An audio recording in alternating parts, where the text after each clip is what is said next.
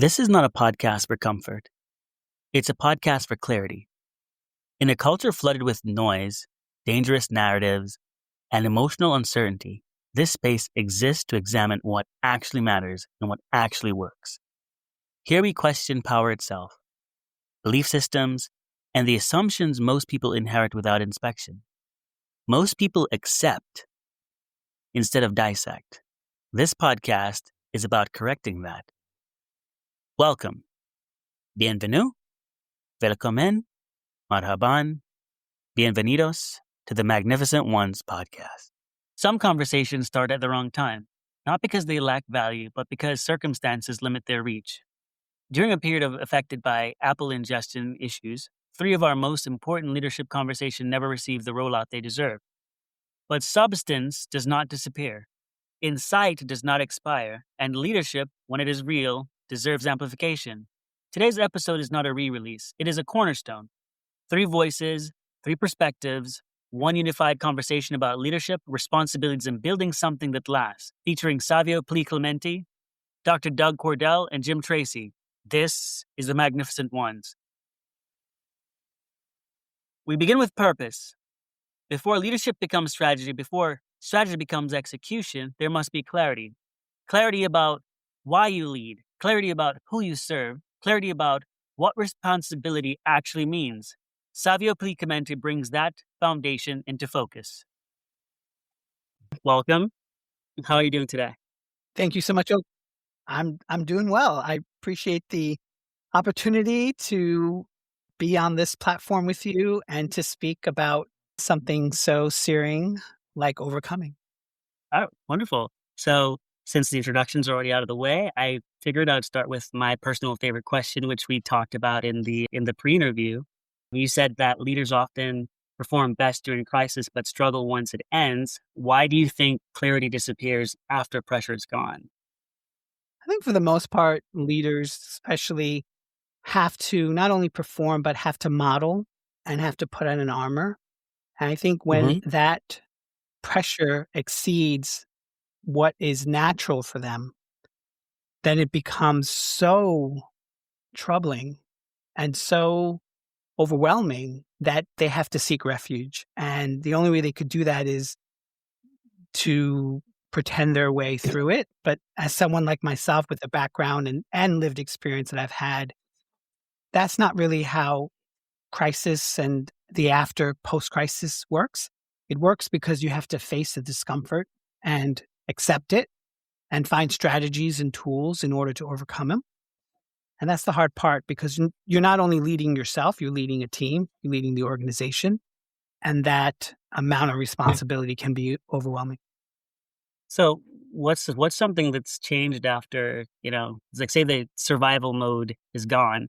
What's one of the biggest changes that come out of that?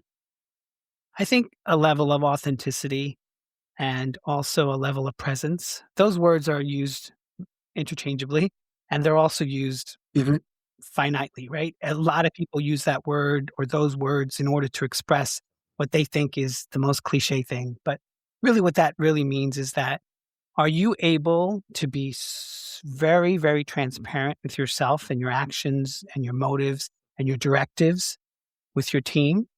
In order to lead, you have to lead yourself. So your team and the organization models and mirrors what you put out, what you give out. And so oftentimes, especially in the areas of leadership, healthcare leadership that I study, it's when the performance has to still continue. How do you reconcile that? How do you negotiate that? And how do you accept that? And those are the hard parts that not only leaders, but people in general are not willing to face. I think, it's very telling when a person who, say you've known them for maybe 20 years and you've known them as the strong one, the reliable one, and, a crisis occurs, whatever the crisis is, maybe a loss, in their personal life, or maybe they're going through some health crisis of sorts. And they've had this identity for, say, 20 years, 30 years, well, however long. And now they have to balance whether they pretend to still be that person that they've been all along, or they struggle with showing people who they are right now. What's your experience in that realm? I I would say to the large part that you have to have some level of professionalism. You have to have some level of boundary. So I'm not saying those Hmm. need to bleed, but you do Hmm. have to some degree, have a commonality with your team and the organization. Otherwise, what ends up happening is you become two individuals. You become the professional everyone leads on to, and then you become someone that people don't really trust all that well because they don't know the human outside of the role. And so I think your body in general sends stress signals, sends Hmm. patterns. I know for me, if I didn't listen to those, the outcome would have been tragic. I was, as you know, diagnosed in 2014 with non Hodgkin's lymphoma, stage 3. I was in remission for a decade. And then just a routine visit to my ENT about a decade later, he actually said, you're a lymphoma survivor, right? And I'm like, yeah. He goes, do you know B cells can live in the nasal cavity? I'm like, what? I thought I was just going there just for nasal medication. And so then began 16 months of treatment, including a 29-day stay in the hospital, 26 pounds that I lost in the hospital, a visit to the ICU to get norepinephrine, 5 months of an immunotherapy, 4 months of physical therapy, and then I also did a whole bunch of integrated modalities. And I'm reiterating this because I want people to understand that if there is something, especially medical, that's a huge boulder or mountain that just seems insurmountable to climb or to go through, I think the first step you have to do is assess within yourself what are the tools, what is the knowledge, what is the strategies, what is the wisdom, what is the insights that I can cultivate now in this moment. So the first thing to do is to really acknowledge that and to say to yourself, this is where I'm at. And so when I deal with and speak with healthcare leaders, especially who deal with high stakes, I mean, they have responsibilities not only for their team and the organization, but they have responsibility for the other person, the patient that they're looking at. It's life or death for some of them. And so that pressure mounts because at the end of the day, it's a silent pressure because they have to be consistently aware and awake and also approachable and have that care and that understanding. I was fortunate that I had that, but so many people don't. S- so and I will speak briefly on this. When it came to the whole concept of, say, survival mode, and I find that in a lot of high performing individuals, that it's almost as if we need a crisis to solve sometimes, and we don't see that's to our detriment, and that becomes tied to our identity because we're the fixers and the reliable ones, and so as long as everyone's coming to us and like we have a sense of purpose, because maybe you don't have that in your personal life, but in your professional life, you get to be the hero, and I almost feel as though we create a system in which it's a negative system, but we have a sense of purpose because there's a problem, and it could overextend us. It could put us in a situation where we're not necessarily focusing on our bodies, our mental health, our health in general, and we just keep going. And as long as we keep going, we feel like,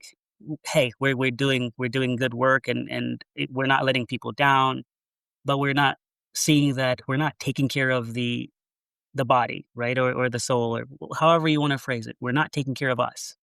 And by not taking caring of us, we miss things. And the addiction, I do in some ways feel that it is addiction, that we get so caught up in being the one that everyone comes to that we neglect ourselves in the process.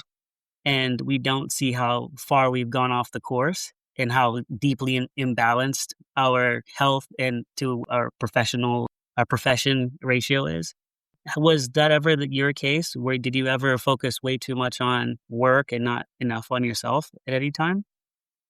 Well, initially, when I had the first cancer bout, I was still working. But after the relapse a decade later, there's no way I could have because I knew for myself, Oakley, that I had to give 100% of my attention, my energy, my focus, my emotion, my mental acuity. I had to give everything to it because of what was involved in the treatment protocol. It wasn't as simple as the first time around. The first time around, it was just 6 rounds of a chemotherapy called R-CHOP. This time it was 2 3-day hospital stays, getting chemo, then injecting myself in order to stimulate stem cells, going into an actual office setting and getting my stem cell harvested, getting a neck catheter, then being placed in a hospital. Typically, it's 3 weeks in a quarantine room. I was there for 4 weeks. One night, because of the whole treatment, I had to go to the ICU. My pulse would rise every time I would stand up to 160, 170, and they had to give me norepinephrine. Like I mentioned, I lost 26 pounds.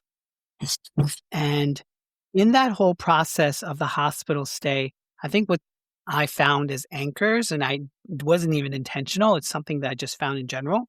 I was put in a quarantine room, and because I was in that room, and even though every 4 hours they would check my vitals, the nurse would come in and give me my medication, I had 2 things that were accessible to me no matter what the situation was, no matter what time it was silence and stillness. And those 2 things have been echoed in so many belief systems throughout time. Mhm. But when you really sink into it and surrender into that silence and stillness, you find a power, you find an awakening. You also find that you touch something so deep and guttural because who are you? Who was I in that hospital bed tied to all those machines? Yes, the physical part of me was suffering. Yes, I was in massive discomfort. Yes, I was dealing with some side effects, but my spirit was still alive. I still had Mhm. mental faculty still running. My emotions were open. So I had to really understand that maybe the process of this suffering, which I call a spiritual exile. So some context, I grew up Catholic and I went to elementary school, Catholic elementary school. I was an altar boy. But in college, I decided to study various belief systems. So I've studied everything from Buddhism up until Vedic philosophy. And for me, I find that there's truths in all those if you just Mhm. really germinate or really ferret out what is actually being said. Mhm. That part is the responsibility of the person trying to understand. And so I speak to this because I want people to understand that you're much greater than your circumstance. You're much greater than the situation that's happening to you. And even though you are in that pain at the moment, because no one wants to be in a hospital, you can allow yourself to have a vision. As a board certified wellness coach, we talk about this idea of vision. Vision is not a goal. Vision is how you want to feel, how you want to be, how do you want to reclaim what was stolen or taken away from you. And that's a very large endeavor. And so the silence and the stillness help me to not only come terms with it, not only to accept it, but to surrender to the situation at hand. Do I think this is a very I'm not often at a loss for words, and, it's I think when you can see so many people who they can be intelligent, but it doesn't mean they know when to stop and reassess their life. It happens, maybe they're 75 and they're alone then, right? It's like their friends have passed or their significant other has passed, and it's like now they're still because, well, they're silenced by nature, not, hey, I've taken the time to consciously consider where I am in life and where I'm headed, right? And to have the ability to like you said, you had 2 things when you were in the hospital. You had silence and you had stillness. And to take the time to question, and questioning is the starting point of every scientific, thinking, right? So by asking yourself a question, you can then focus on a roadmap to where you want to go, right? And what were some of the things that came to you in your stillness? It was really this idea of self regulation. Like, what can I control? Oakley, can I control my hemoglobin levels? No. Can I control my white blood cells? No. Can I control my red blood cells? No. I can't control those things. And I have to defer to experts like doctors who actually can measure those things, can analyze those things and tell me if they work. Now, did I use AI when I was in? Yeah, I did actually. What happened is that every time they would take my blood every 4 hours, and let's say something came up high, I would copy and paste that into my AI. And I would say, is this a discussion for when the doctors make their rounds? And I would be bold and ask. I mean, at one point, one day, there were like 13 doctors deep. I mean, doctors and nurses deep. I wasn't afraid. You know why? Because people often defer their power over to what I call the Wizard of Oz, the actual Oz. Mm-hmm. And that's not what healing is. Healing is not linear. It's not, it's unstructured. It's Yes. highs and lows. It's underneath, it's over. And I knew I had to be in partnership with that team. And fortunately, I had a good team that they listened to me. They didn't dismiss me. They allowed me to freely speak. I even said to them one night, because I would survey the nurses that would come. I asked probably about 7 or 8 nurses throughout the whole 29 days. And I said, they're like, oh no, this stem cell is like serious. They're like, you're in a quarantine room for a reason because we want to stave off any infections. But they're like, there's so many patients, Savio, that want to rush home. And then they rush home and they have an infection, have to come back. And they have to, I heard this throughout different nurses. I would just ask randomly. And so I told the doctors who need the rounds, I was like, listen, I'm not one of your patients who wants to rush to get home. Don't get me wrong. I would love to go home, but I'm not one. I don't want to come back. So whatever you need to do to discharge me, if it's ready and it's time, then discharge me. Otherwise, I'm good. You're not going to hear a complaint, with me. And I'm not trying to create a picture for those listening to this podcast because I dealt with diarrhea issues. I mean, I'm talking about every couple of hours. Thankfully, I didn't vomit. I did have some dental issues as well. I felt extremely lethargic. There was one whole week that I had no desire to eat food. Like the thought of eating something was just like repulsive to me. One day, I think I only ate black olives, black on my salad, black olives. And I even had to ask my sister to come and bring me Pepsi, which I don't drink really soda. I used to drink it when I was younger. I just don't drink it. And she's like, Pepsi? I'm like, yeah. I'm like, because they're giving me these fat pills. And I'm like, I just couldn't drink water anymore. It was just, I couldn't drink juice anymore. I needed something bubbly and like Pepsi. I needed something like that. So she got it for me, thankfully. And so I don't want to paint the picture that it was hunky-dory, that I was like in this quasi-spiritual state and nothing affected. No, it was guttural, okay? It was nasty, okay? It was bad. But I also knew that if I did not give my full attention to it, did not give my full presence to it, did not give my full and full spark of my, whatever you want to call it, light or energy or soul, if I didn't give that to this, then I don't know if I would be speaking to you today. Man, could you tell, I guess, me, right? How many in coaching, how many people do you have a similar conversation to? Maybe not to that extent, right? To get them to understand like what's at stake for themselves if they don't reassess and reevaluate where they are right now. Because I'm sure with your lived, experience and from your perspective, you can see certain telling signs that this person, as a founder, CEO, what have you, or manager, whatever, they're a step away from not being in a good state. What are some situations that you encounter? Sure. So initially, when I started coaching years and years ago, I was coaching regular individuals, and then I moved on to coaching cancer survivors. And oftentimes they would talk about this idea of betrayal. Why did my body betray me? Right? Now I've obviously moved on to executive coaching.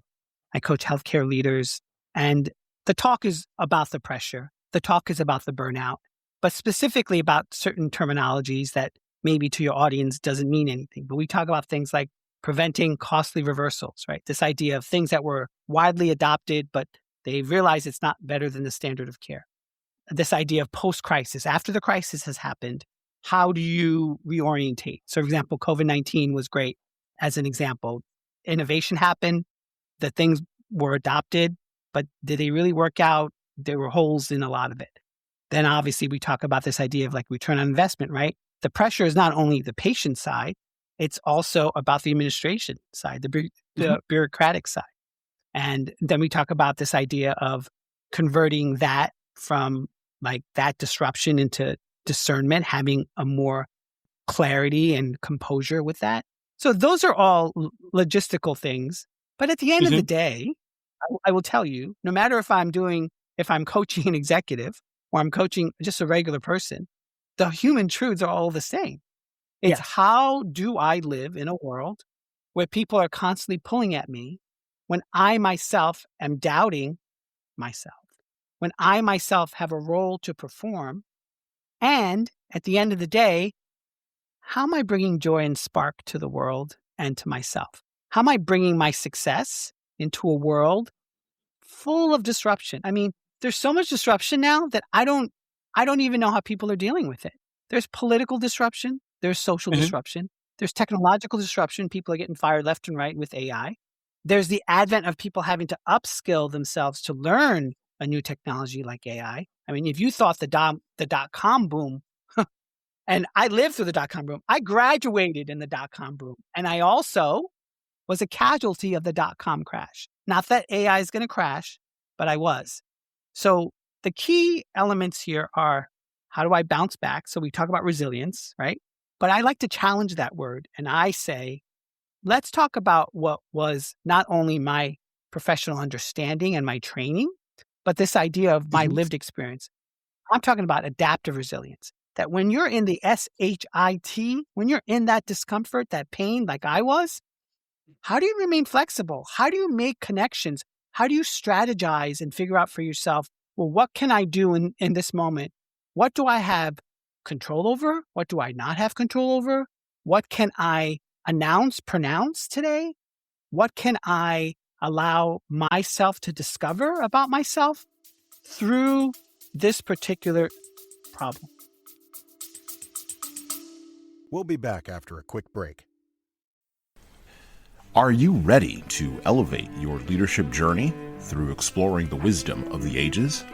Subscribe to the Leadership Lessons from the Great Books podcast on all major podcast platforms, including Apple iTunes, Spotify, and YouTube Music. You can also find us everywhere else podcasts are available.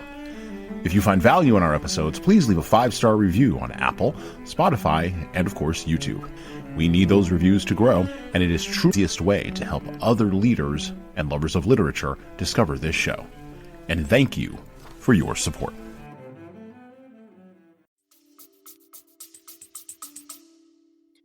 Something that I find amazing is that people who, and this is me overgeneralizing here, who have the ability to ask questions, say pre-crisis, and they ask questions during crisis, and they ask questions after crisis. So they're always reevaluating. And so that maybe that's a component of your identity, is that you're always reassessing, right? And not many people take the time to just maybe look in the mirror this is a cliche. Today I feel like I'm a 5. Tomorrow I feel like a 10. But we don't take the time to just pause and just see where we are. And so we just keep performing, right? And even our job becomes a performance. I'm not talking about getting the job done. I'm saying that we're like the actors, right? The unpaid actors that's showing up and everything's fine and we're smiling and we're shaking the hands and we're still not taking the time to do the check-ins. How helpful do you think it would be if we just took the time to just do some check-ins with ourselves? I'm going to echo what the great Michael Jackson said. I'm starting with the man in the mirror, asking him to make the change. I'm not going to make your listeners listen to that any longer, but that is a human truth. And he tapped into something so beautiful.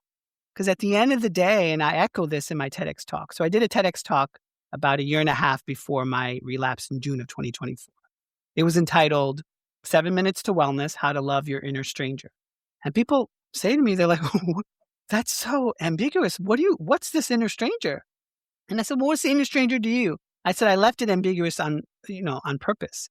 They're like, okay, so what is it to you, Savio? And I'm like, okay, well, the inner stranger to me, if I really think deeply, is that young person who, for me, never felt grounded. I always felt, even so much so that a friend in high school used to call me nomad. He used to say that I was like a Bedouin nomad. It wasn't the most positive. It wasn't really said like to taunt me. He just said it. And of course I was young, right? I didn't know much. And so I never felt really rooted. I never felt really grounded. That has thankfully changed as I've gotten older. And then when I said that to the person, the female was like, oh, actually, I think my inner stranger is that professional woman that I want to aspire to be, but I just can't reach, or that great mother that I want to emulate, but I just can't do it. Or that sibling that wants to be there, but I just can't be that sibling. That's my inner stranger. And so I mentioned the TEDx talk in relation to this question you just asked, because I have a simple framework. So it's a framework within a framework. My official framework is called the Adaptive Resilience Framework, Leadership Framework. But in it, I talk about something called aloha. So Oakley, as you know, aloha in Hawaiian means hello. So it's a hello to your inner self. And that's really the crux of why I'm even mentioning this question. Because, and I made it very simple for people. So it's an acronym. So A stands for acknowledge. So acknowledge where you are. Don't pretend. So if that means that you need to do a word vomit, a paper vomit, a digital vomit, just vomit everything out that's happening, that you're feeling, that you're sensing, that's a mental consternation for you. Just do that. L stands for listening. So listen to your inner self. So in Hawaiian healing modalities, there's something called huna healing. And in huna healing, they believe that the body gives energy, sensations, knowledge, wisdom. You just have to ask questions to it. And I don't expect you to talk to your body because that's a little strange in front of other people. But in the privacy of your own home, you could do that.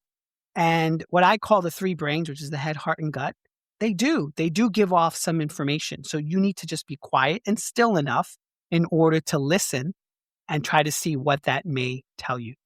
O stands for opening. So open yourself up to the information. So no matter what your belief system, even if you don't have a belief system, just open up to that information, that insight, because it can help guide you to where you need to go. H stands for harnessing. So harness that information. Don't be afraid to make the connections. Don't be afraid to even cross out things that may or may not make sense, but just allow yourself to harness that. And then A is the most important. It's acting. But I have a caveat, and it's acting with courage. You have to have the courage in order to act. So don't be afraid to be that new version of yourself, because I think the number one thing, and a lot of spiritual books will tell you this, is at the end of the day, if you change yourself, people have to change around you. That's just the way it works. Because even the great Einstein says you cannot fix a problem with the same consciousness that created it. So in order to recreate an environmental shift, whether that's in healthcare leadership or that's work or whatever situation that you're in, you need to change yourself. So in other words, it's like the adage of, if you have a cup of water, if it's full, you can't pour any water into it. It's going to spill over. So you have to pour out the contents in order to fill new waters in. And the new waters are people, situations, something that lights you up more so than the work problem that you have. Two things came to mind as you were speaking, and it was Gandhi, be the change that you wish to see in the world. And that speaks to me deeply. And that you're you, the person at your core, there has to be a relationship with yourself, because we take time to know other people. We take time to learn scientific equations. We take time to learn about AI, take time to learn law, medicine, all these things, when we should also take time to know ourselves. Like what makes, Savio tick? What makes Savio happy? Like, why is it that the main driver of what makes us successful is us and our actions, yet we don't take time to actually invest in ourselves until it's too late? It's like, I'm 85 years old now, when I take the time to invest in myself, when we can invest in ourselves now, get to know ourselves now, right? And the more we take time to know ourselves, the better off we'll be in the long run, short run, because as you said, you can then create healthy boundaries because you know what your line in the sand is, right? You know what your boundaries are, and you know what you're willing to compromise and not. So why do you think in society as a whole, like people, that's not an emphasis to really focus on ourselves? It's just, hey, keep going, you know? Why do you think that is? Why do we just keep going, I Savio? think it's a few things. The research and the validated studies will tell you that it's not only based upon performance, but it's based upon how others perceive you.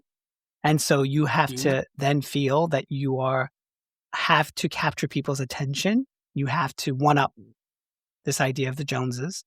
And then also to a Mhm. large degree, it's if you don't create, then who are you? If your identity is not tied to a role or something situational, then you're considered a bum. You're considered someone who doesn't have any aspirations. And there's a sense of lawlessness there, which I think what ends up happening is people then judge themselves and then unfortunately they get involved in things that are detrimental to not only their livelihood but to their safety. And so I think what's really important is echoing back to what I mentioned earlier about this idea of self-regulation and also even my trainings, this idea of intentionality. And the only way to do that is to really find and carve out days and opportunities for yourself where you can cultivate that. So the weekend doesn't have to just be about shopping and food prep and and lounging around. It could just be spending a few moments in whether that's meditation or prayer or light walking, brisk walking or journaling or breathing exercise. You do a simple box breathing, 4 in, 4 out, hold, and then, repeat again. There's something that I like to use in my coaching and also in my keynote speaking is that this idea of psychological distancing. So before I get in trouble with any Mhm. psychologists and psychiatrists, when I mean psychological distancing, I don't mean detachment or disassociation. I mean having that distance between you and the problem. And by doing that, you allow Mhm. breath, the actual breath, to form because Eastern philosophy will tell you they always look to nature, Oakley. They always say the seed germinates when it germinates. It doesn't rush. Just like the river doesn't rush, it knows its direction. So if there's stones or rocks or boulders in front of it, it goes under, it goes over, but it's patient. It knows the flow of how that happens. And then what ends up happening is people want the current of the river to go faster. And I'll cop to this. I've wanted it because if you look at my credentials, you look at my resume, and you look at what I've produced beyond the cancer bouts that I've had, they would say, "Oh, wow, you must be like a type A personality." And maybe to some degree, I would be in their consideration for that. But for me, it's never really been about trying to keep up and okay, maybe in my younger days, that was probably the case. But life has shown me that meaning is derived from what actually gives me joy and pleasure and how I extend that graciousness, that devotion to work to other people. And so I think it's very important that we just assess and take a daily inventory or a weekly inventory or a monthly inventory as to not only what lights us up, but what are the subtle changes we need to make in order. I'll give you an analogy. So when you play an instrument, it's not tuned in correctly. What ends up happening to the actual expert ear, it's not played properly. And so I think it behooves us to try to understand what kind of notes we're putting out into the world and how we want it to be received. And most importantly, how we perceive what work we put out, how it sounds to us, how it reflects back to us. So how are you able to discern, like, not now, you're coaching, you've lived experience. How are you able to discern when someone is in a state of crisis, or maybe, they've gone through prolonged, pressure? How are you able to even help people identify that? Like, maybe just give an example or a story of that? Sure. So the number one thing we were always told is this idea that intelligence was like the number one quality to have. Then we were told, no, no, no. Mhm. Emotional intelligence is because the emotions make choices and they actually make decisions. Okay. But actually, the research points to this idea of metacognition. So it's the thinking beyond the thinking. And so when I'm in front of an audience, noting, or I'm coaching an executive, or I'm even interviewing someone as a journalist, the one thing that I always notice, and I think Oprah actually has said this herself, is that when that interview or that speaking or that coaching session has ended, they always want feedback on how they did. And so I tie into this idea of metacognition because if you're thinking about the thinking and you're the person who's actually speaking or you're the person who's actually being coached, is your problem something that's actually present or are they just remnants of things from the past? So if you're living from the past, then you're not actually living. You're just existing. You're just responding to things. So are you actually responding? Are you receiving? What are you doing? So that's the number one thing I know I look for. But I also want to clarify to those listeners, coaching is not mentoring. Coaching is not being a consultant either. Coaching is allowing the person in front of you to come up with the answers themselves. Because once they do, it sticks and they actually learn and generate. Because one thing that I learned initially when I started my whole coaching certifications, and I have 2 of them from the ICF and also board certified from the National Board Certification, is this idea of the trans-theoretical model of change. It's called the stages of change. And what it posits is that it's not that people don't want to change. It's that they don't know how to change. They don't have the tools necessary to know how to change. So in other words, are they pre-contemplating it? Oh, okay, maybe I'll do it. Are they actually contemplating? Yeah, I'm going to do it. Are they in action of it? Oh, okay. Are they willing to continue that and prolong that? Are they thinking about not doing it? So that's a relapse. Right? So as a coach, especially an executive coach like myself, we actually guide the individual in that way to not only reframe problems. I'll give you a classic example. When I was in the hospital, I would have people tell me, my people, now remember, this is a relapse. So, and I also, as a journalist and also a best-selling author, I've interviewed cancer survivors. I interviewed 200 of them. I took 35 of their stories, told my own, wrote a book called I Survived Cancer. Here's how I did it. 35 cancer survivors share their journey. Thankfully, it became a bestseller in like 4 categories. And to me, it wasn't the fact that it was just a bestseller, it was that it actually landed with people, that people actually got some information from it. Because it was a compilation of the interviews. And at the end, I asked the people who contributed, I said, I want you to put your website, I want you to put your social media. They're like, what? I'm like, yeah, I want you to promote yourself. And they're like, that's odd. I'm like, no, because I want people reading it to know that you're alive, that you're living, that you're thriving, that you're doing, that cancer doesn't have to be the end of the story. It doesn't have to be the end of your sentence. It could be more than that. And so I say this all really for people to understand that the power does lie within us. And there's horrible things that happen. Don't get me wrong. Since my relapse in June of 2024, I've known 8 people who died of cancer. And sometimes, some of them, it was just their first bout with it. So I don't take my work and what I do and what I'm saying very lightly. I take great responsibility because I look at it as a daily devotional to the work, to myself, and to others. So it's beyond gratitude, because gratitude to some degree feels like it's rote.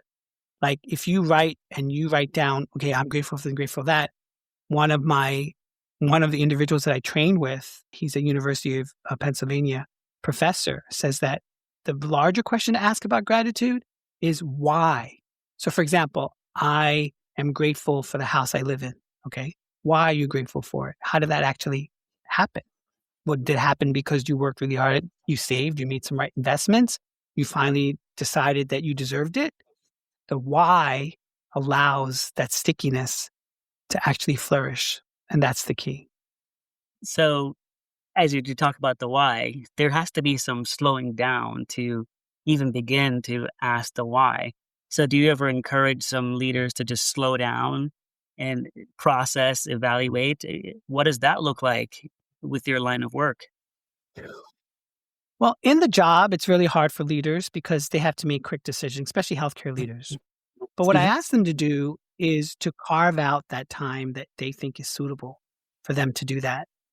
One of my favorite shows on TV is called The Pit. It's on HBO Max. I don't know if you watched it, but it stars Noah Wyle. And I'll tell you truthfully, Oakley, when I'm watching that show, my nervous system is a wreck, my friend. I mean, even though I'm someone who's meditated for now over 20 years, I'm a wreck watching the show, but I love it. I love it. But they make some high stakes decisions. I mean, they really do. And they put not only their life on the line, because sometimes these patients are extremely aggressive, but I think the show is slowly showing you that these healthcare leaders are in trouble and they need to take out that time. So whether that's, like I mentioned, you go to the basics. It doesn't have to be so complex. It doesn't have to be that it has to be a spa day. If it is a spa day, wonderful, but it doesn't have to be. It could just be a couple of breaths. It could be a couple of notes to yourself. It could be writing in a journal. It could be allowing yourself to look at the bigger picture, having that psychological distance that I mentioned, having that adaptive resilience that when you're in the problem, you're able to have a more expansive viewpoint. And that's very, very key. So thank you for asking that question. So I guess my follow-up would be, have you ever encountered an individual that is definitely in survival mode but doesn't realize they're in survival mode? But all that their situation and their environment is like, hey, you're in survival mode. And then having them come to the realization that you're right now you're in survival mode. And how do you help them navigate that once you've identified it? Sometimes we don't know there's a problem because it doesn't have a name. And maybe it's not a name that you've ever associated yourself with. And so you're like, that problem doesn't exist because I'm a go-getter. I'm a force to be reckoned with. Have you encountered that at all? Yeah. Well, there's a difference between survival mode and this idea of integration, right? Survival mode is getting through the crisis. But my lane and what I speak on and what I coach on and what I write about is this idea of after the crisis, how do you get back to your old self? That old operating system no longer works. So how do you reset? How do you gain the clarity, the composure to do that? And so, yes, are they in denial? Of course they are. But at the end of the day, I can't take them out of that survival mode. Survival mode is only realized and fully overcome when they feel safe enough that they can continue. That's not something that I can externally do for them. What we can do is do the talk therapy. I use tools like embodiment practices, somatic practices where the body, like I said, talks to you or gives you sensation. We can delve deeply into that. We can talk about the felt experience, naming something that you can't really actually name, but you can actually name how and why it actually exists, whether that's a visual, a sound, or a movement of some kind. We can actually do things like actually go back into the past, although you have to be very careful because that delves into the realm of therapy, and coaching is not therapeutic in that sense. But we can also inform where that starting point first started, right? I'll give you a classic example. There was an executive that I coached, and in the coaching session, because my coaching sessions are meant to elicit whatever is there. So there's literally nothing that we block off. You can go anywhere. And when he was talking, I just randomly mentioned, I'm like, because he mentioned that he was a latchkey kid. And I just asked him, I said, what was your favorite commercials? And he was like, huh? Like, yeah, what were your favorite commercials? And he's like, he's talking, and he tells me there was like 2 of them. And he's like, that's a strange question to ask me. Like, he literally broke the fourth wall, so to speak. And I'm like, oh, I just asked. And then he realized, I didn't. He realized in that moment, that's why he became an ad executive. That's why he became an ad executive, is because in marketing executive is because of that reason. And he didn't even put 2 and 2 together. And the thing is, he was at that point in his life where he wanted to not be that anymore.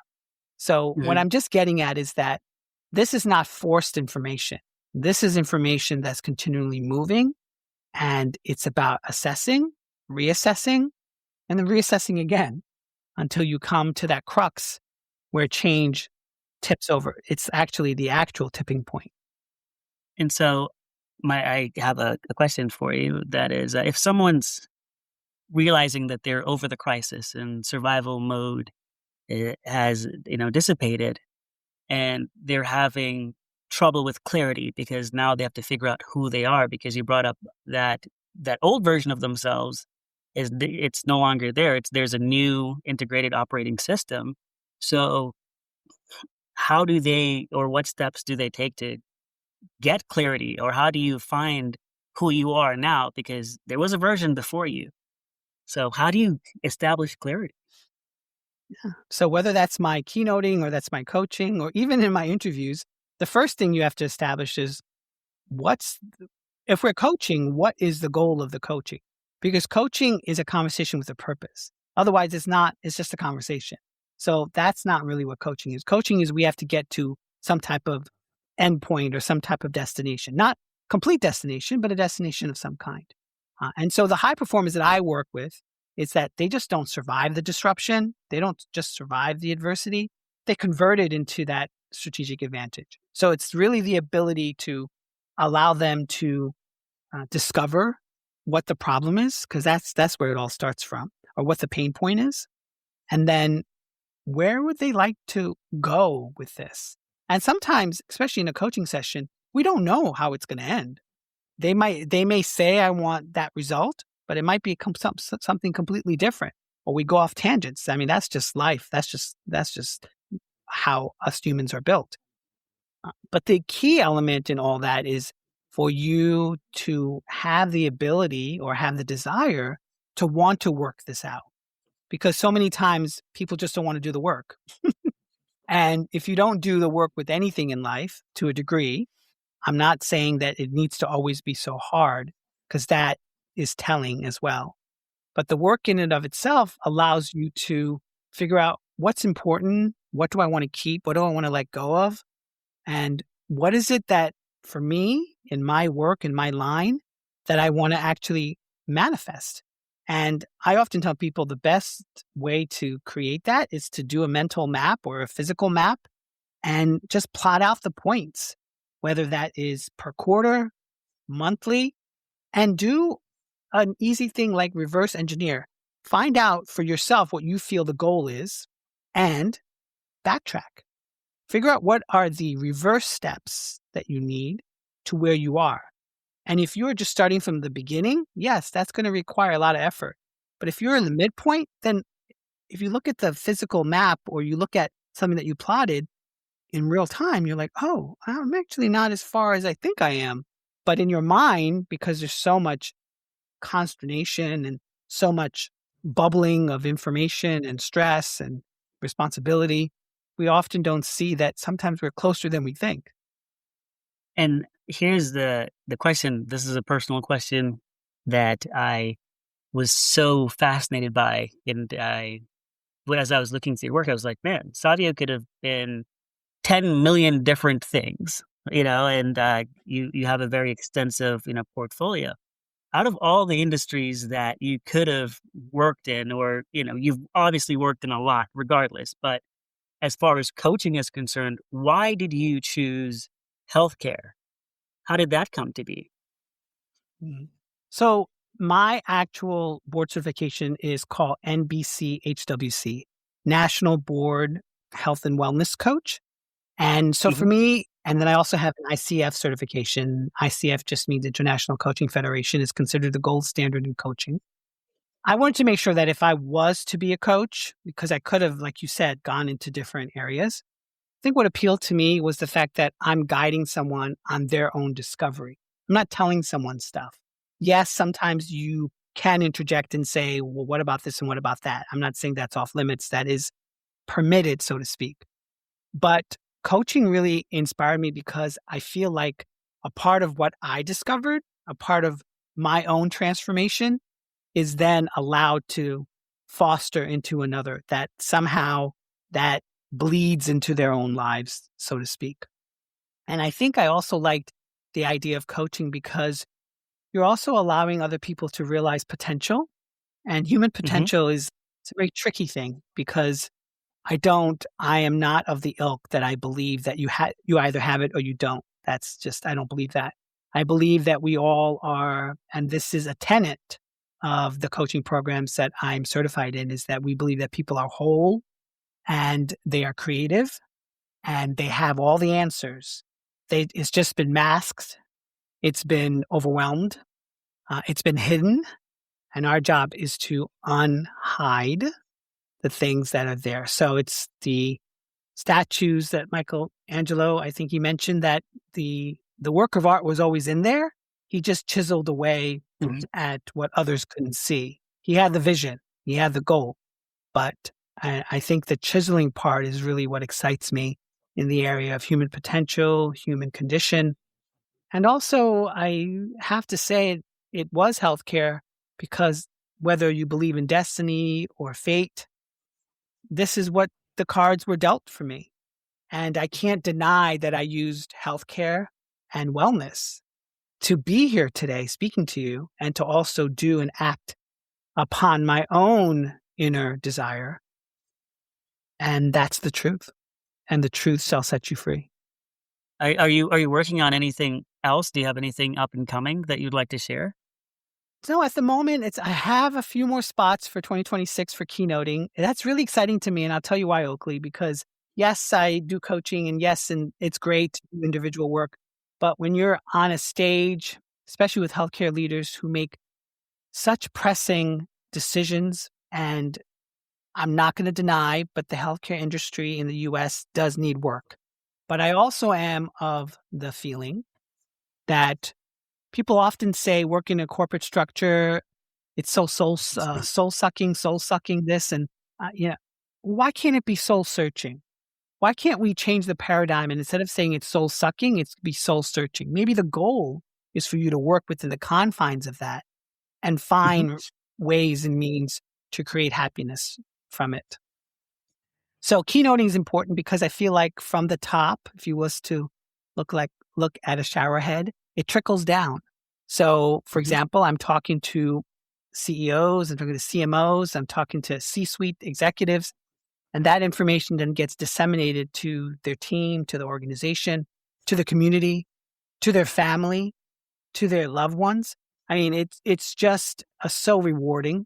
I am also at this point considering another book, but we'll see.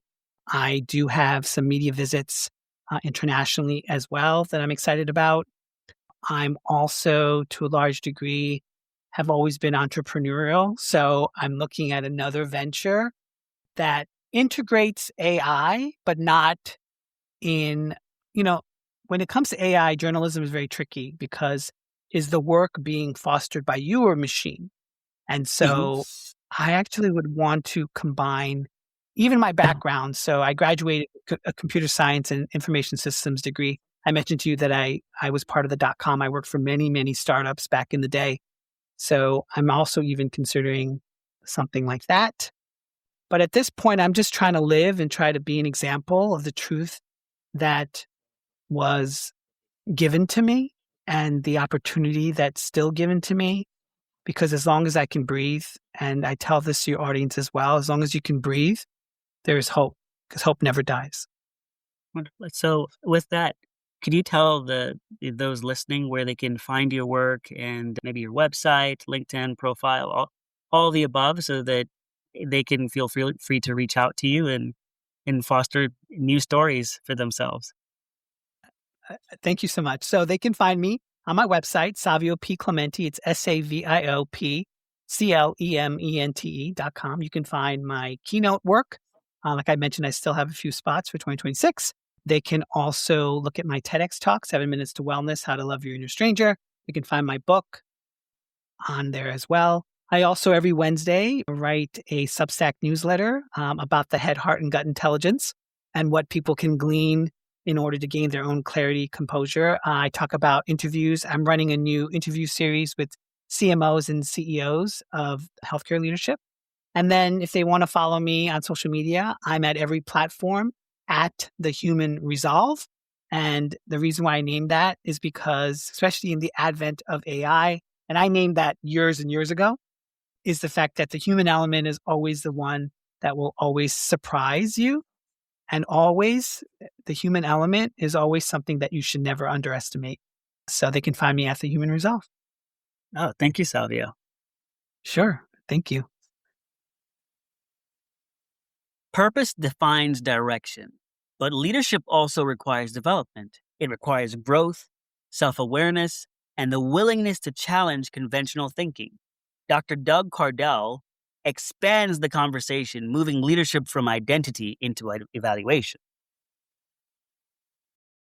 My guest today is economist and author Dr. Doug Cardell, a thinker who approaches economics through what he calls evidentiary economics.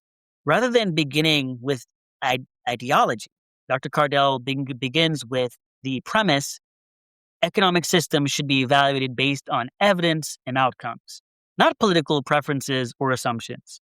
He's the author of the book Why Socialism Struggles, where he examines the structural challenges that socialist economic systems encounter and explores the moral and practical arguments behind free market capitalism. Through his writing and public discussions, Dr. Cardell focuses on questions such as what economic systems actually produce prosperity? Why do some economic models repeatedly fail? And how should individuals think about value, wealth creation, and economic freedom? With that, welcome to the Magnificent Ones podcast, Dr. Cardell. It is a pleasure having you. Thank you for being on today. It's a pleasure to be here. Absolutely. So I'm going to take this moment to do a brief introduction so the folks at home can get to know a little bit about you and your background. So Dr. Cardell, before we begin today's conversation, it's worth introducing you as a guest of many talents. You've worked in various fields.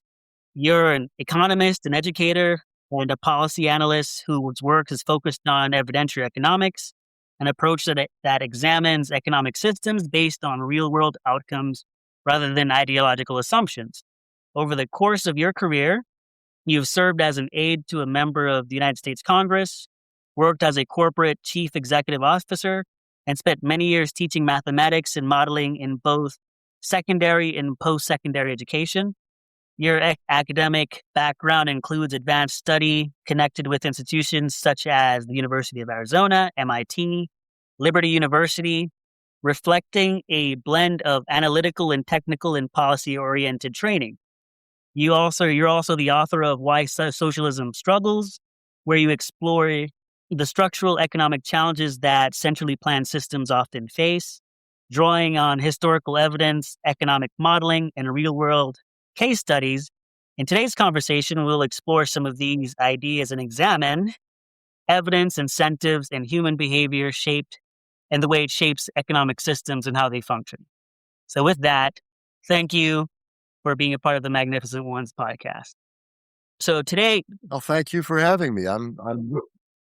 Absolutely. Dr. Cardell, I'd like to begin with the intellectual journey behind your work. Now, many economists begin their thinking through political philosophy or ideology, but you've described your approach as evidentiary economics, where the emphasis is placed on outcomes rather than beliefs. So my question to you is, what experiences or observations, led you to adopt that perspective? How did you come up with this framework? Well, I guess a lot of it has had to do with my background in mathematics, where obviously ideology doesn't matter. 2 and 2 is 4, and what you believe is irrelevant. And I've also worked as an engineer, and the same sort of thing applies there. If you're building something, what you believe is going to happen is going to be dictated by the mathematics of it and the physics of it, not by what you wish would happen. And so it was a small step for me to apply that same sort of reasoning to economics and see that too many economists today are starting with ideology and trying to prove that their ideas work rather than actually looking at what does work and actually studying that to find out why. That's very interesting. I don't want to jump ahead of myself because I'm actually very excited.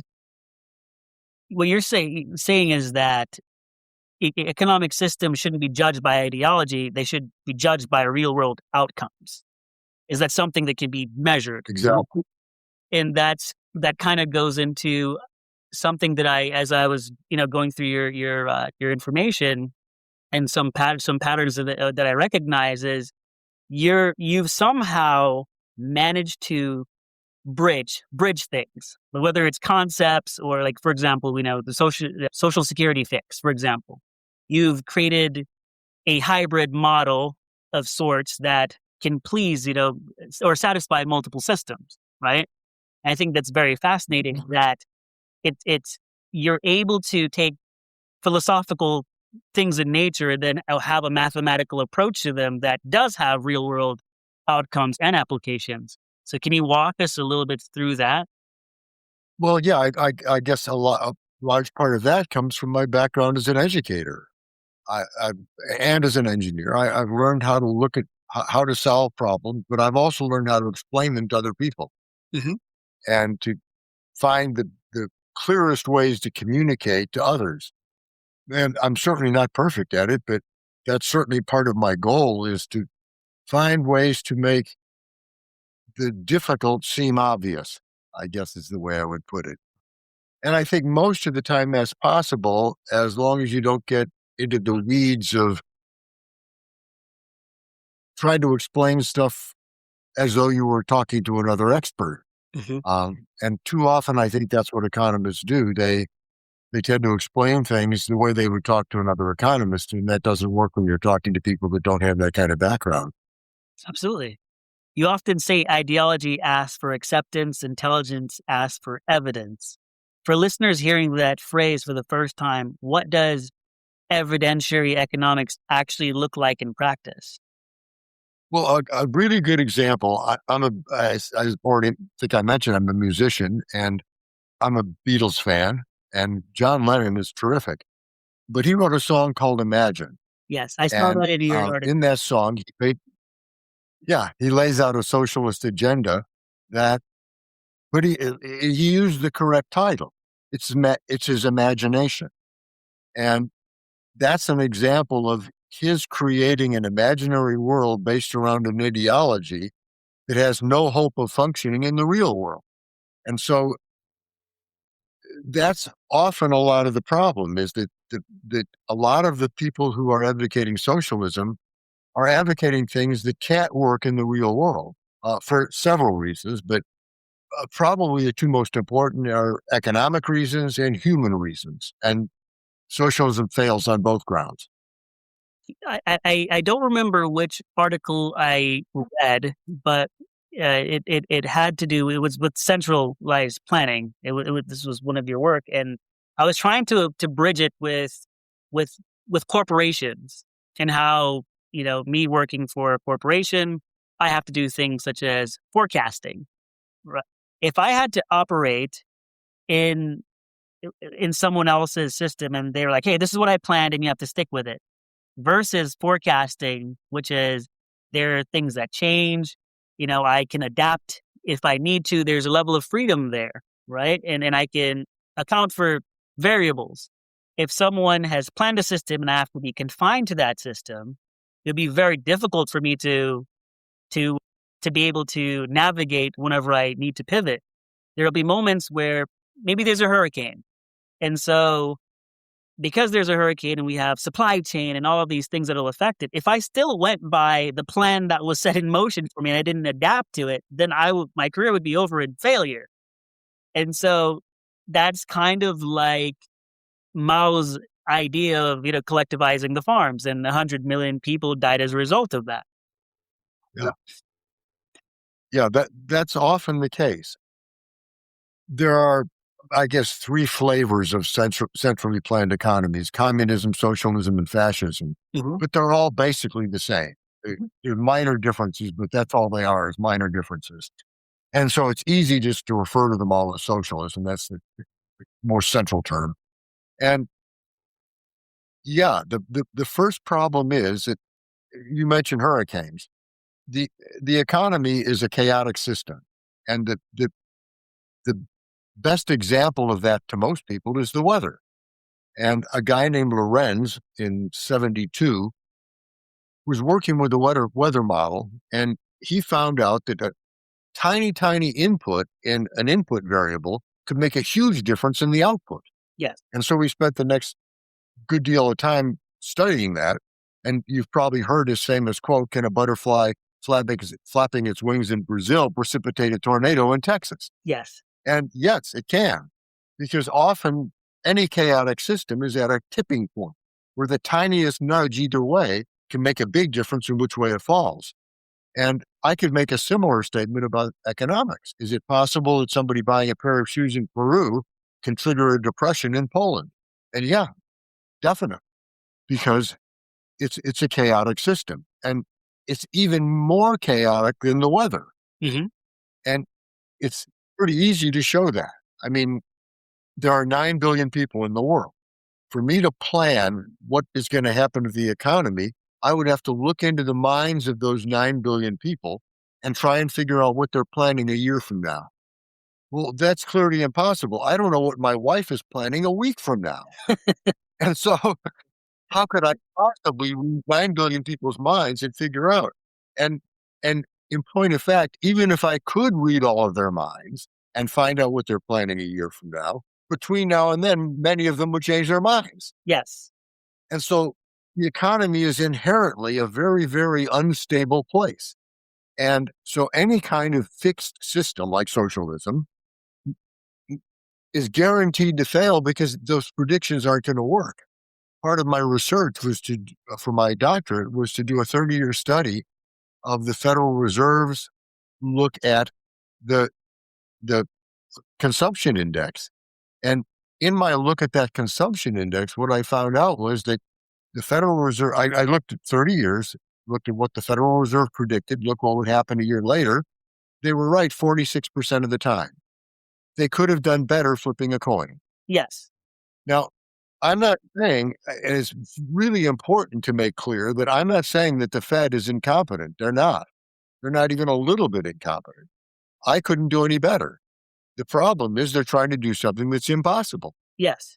You can't forecast because the personal consumption index looks at what people are going to buy. And it's forecasting, saying, here's how we think they're going to spend their money.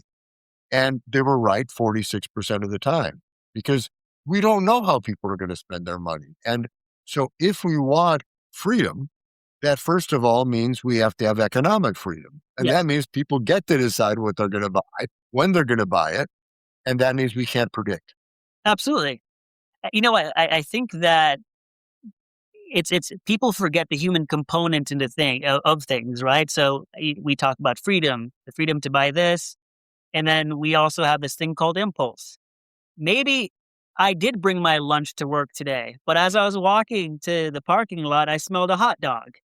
I now go buy the hot dog, did not eat my lunch, because that's something that happens as a human being. We change our minds, but we also have the freedom to change our minds. And, you know, even though the hot dog is a very simplistic example of that, you know, one of the things that I like to try to look at systems and deconstruct them. And you were talking about how, you know, all these variables affect each other. And I think we talked about everything being in chaos. Well, from looking at it from an international relations perspective, the world is in chaos, but it works a majority of the time, right? Because countries do whatever they want to do. There's no actual person or government entity telling everyone what to do and controlling the entire system. That's what makes it successful. Because if we were to say, Venezuela, you should only produce corn, and this country should only produce this, then what would happen if a hurricane, we'll use the hurricane analogy again, a hurricane hit Venezuela or a frost hit Venezuela? Now there's no corn for the rest of the world. So I think that your evidentiary economics, as you've coined it, is very important, because we have to talk about the human component and the fact that people have the power to choose. So my a really good way. Yes, please go ahead. A really good way to help people see that is the human body. our bodies are also chaotic systems. We don't like to think of them that way. In fact, we don't think of them that way, but they are. We have trillions of cells. Yes. And we like to think our brain is in control of those, but it's not. First of all, more than half the cells in your body aren't even human. They're virus, fungi, bacteria, all kinds of other stuff, but they aren't human cells. So clearly our brain can't control those. But let's take a look at a cell in your kidney. What's that cell doing? It's just being a kidney cell. It's doing what it needs to do to survive and grow and multiply, and it doesn't know we exist. It has no idea of what we are. And so to those cells, to every cell in our body, we are simply an environment. Mm-hmm. That's all. And they do the best they can to deal with that environment. And we benefit from that, obviously. Absolutely. Now, there are times, to go to your world idea, when that system does get out of control. We call that cancer. Mm-hmm. And that's when some of the cells in our body decide to get greedy. And when that happens, government, our brain, has to step in and say, no, we're going to do something about this. We're going to go get treatment. We're going to get radiation. We're going to get chemo. Whatever we have to do, we've got to kill those bad cells. Yeah. That's the legitimate role of government. In a country or in... Yes. Is to deal with things when they don't work rather than trying to plan things unnecessarily. I think a lot of the problem is because people don't understand how that can work. But it works all the time in the environment. Look at squirrels. We like squirrels because they plant trees. Mm-hmm. But squirrels don't know they plant trees. They aren't going about their day going, gotta plant trees, gotta plant trees, gotta plant trees. No. They're just finding food and storing it up for the winter. Yes. They don't know anything about the environment, trees, and they don't care. And same with bees. Bees do not see their job as to pollinate flowers. Their job is to collect pollen to make honey. Yeah. And they don't care about the environment. They aren't interested in that. They're interested in making honey. And that's the way the cells in our body work. And that's the legitimate way for people to work in the world economy. Just do our own thing and let our doing that thing make the world better. I think I would tie this to one of your articles, Is Greed Good? And I do believe greed is good, but I think that it's the definitions of things. People don't understand the concepts that are being presented to them in the first place. Is greed good?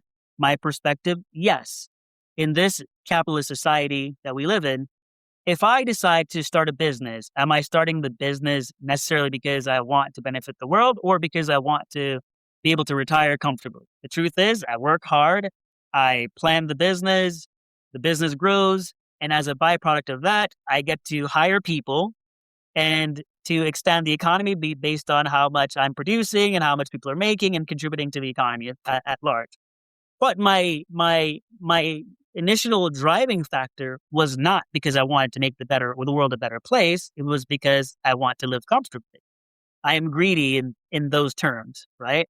So my question to you is, if someone wanted to evaluate economic systems honestly, what kinds of evidence should they look at or should they be paying attention to? Well, the first thing is what works. And since its inception in probably the 15 to 1700 time frame, capitalism has brought more people out of poverty than any other system ever even imagined. And it does that because it makes the world richer. Yes. And that's a thing that people don't understand, is that, like you mentioned, not doing things specifically to help other people. But in a sense, you do things specifically to help other people. Yes. Why is that? Well, because in order to make money, you have to find out what other people want. Yes. And then you have to find a way to give it to them. And so if we don't do that, then we won't make money. So like as a musician, I've got several friends who are jazz musicians, and it's their full-time gig, and they don't do great. They don't make a lot of money. And sometimes I've had them complain to me about that. And I said, well, look, if you want to make money doing something, you have to find out what people want and give it to them. Yes. And they say, well, yeah, but jazz is better music than pop. And I said, well, I don't know what that means. I'm not in a position to decide what's better and worse. But an example I use in my book is the Beatles and the Grateful Dead. The Beatles have sold a whole lot more records than the Grateful Dead. Mm-hmm. But I don't think the Grateful Dead are whining about that. They knew what they were doing. They were making a more alternative form of music. They had fun doing it and made a ton of money. Yes. The Beatles made a lot more money because they were better at producing what people wanted. Now, are the Beatles a better band than the Grateful Dead? I have no idea. That's an opinion question. That has nothing to do with evidence. But they were certainly better at figuring out what people wanted than the Grateful Dead were. And so like right now, as we're talking, we are in competition with other podcasts. Yes. And part of our job is to give something to our listeners that those other podcasts can't or won't or choose not to. And so our job is to create value for our listeners. Yes. And in order to do that, we have to have some sense of what they want. And I can probably rule out things that they don't want. I'm sure you can too. And so, if we were screaming at each other and arguing, I'm sure that we'd be tuned out right away. So one of the things I think that we want to do is create value for others. But we have to do so in a self-interested way. Now, am I saying that the people, my friends that are jazz musicians, are doing it wrong? No, I'm not. There is absolutely nothing wrong with doing art for art's sake. But you have to realize when you do that you're doing it for art's sake, not for money's sake. And so you can't complain then when you don't make money doing it. You have to go, okay, I'm doing what I want. I'm getting to make my music my way, and I'm getting a little bit of money for it. So that's great. I think another thing people don't understand about capitalism is the idea that what I would love to see everyone do is find out what the things they really love to do. So to first of all, start with their bliss, to find out what they love. How do they want to spend their day? What things do they want to be doing every day? Does it involve machines? Does it involve people? Does it what does it involve? And then develop your talents in that area. Find out what your talents are and how you can use them to work with your bliss. And then take those two things and go out and create value for other people. And if you do that, you're going to do fine in the world, because it's that creation of value that makes capitalism what it is. People whine about the rich. That's dumb. I mean, it's really, really dumb. I'm on a PC right now. I don't know what you're on, and we're talking on the internet. Without Bill Gates, we couldn't be doing this. Now, sure, he got rich, but look how he's helped our lives. And I'm on a Starlink, Elon Musk's system. I couldn't be talking to you at all if it weren't for Elon Musk. Yes. And so when people complain about the rich, they don't know what they're talking about. I actually ran the numbers on Jeff Bezos, Amazon. Amazon has made every American $2,000 to $3,000 a year richer. Yes. So let me see if I've got this straight. I should be mad at Bezos because he has a lot of money because he made me $2,000 or $3,000 a year richer. That's dumb. Absolutely. And most of the people that have done really well financially, at least in the U.S., are in that same boat. The richest top 10 people in the world are all Americans, and every single one of them is self-made. They got there by creating value for other people. They didn't inherit the money. They didn't steal the money. They made the world a better place. And so that's what we want to do as capitalists, is invest today to make the world better tomorrow. And it's a whole way of thinking. Before we started today, I mentioned to you that I'd gone out running today and lifted weights. And those are capitalist activities. Yes. Most people don't understand that, but that's capitalist activity because what I'm doing is investing time today for a profit in the future. Mm-hmm. And I would argue strongly that virtually every world religion is capitalist. Because if you're planning for an afterlife, you're investing today for something tomorrow. Yes. That's capitalist thinking. Mm-hmm. And so capitalism is about how to make things better. And since the inception of capitalism, it has done so. Even in fairly recent times, in 1950, about 35% of the world lived in abject extreme poverty. Mm-hmm. Now it's 9%. Yes. Because of capitalism. And the chances are very good that in the next decade or so, we are going to eliminate extreme poverty, except possibly in places like North Korea, where the socialist government forces people to stay in poverty. Yes, different economic models. They oppose different systems. For example, when you mention, say, North Korea, for example, if you were to empower people, give them economic stability, then they also get the right to choose. You don't, and that would destabilize their country. So there's incentive for empowering their people by giving them more money, more access to information. It goes against their incentives. Of course. I find it fascinating. One of the interesting aspects of your work, and there's so many, different things I can pull from. Your work. It's so vast that it's hard to just choose. You say 5 questions or even 10 because you have so many interesting, things that it's like, okay, how do I stick to just one? And so that's a good problem to have.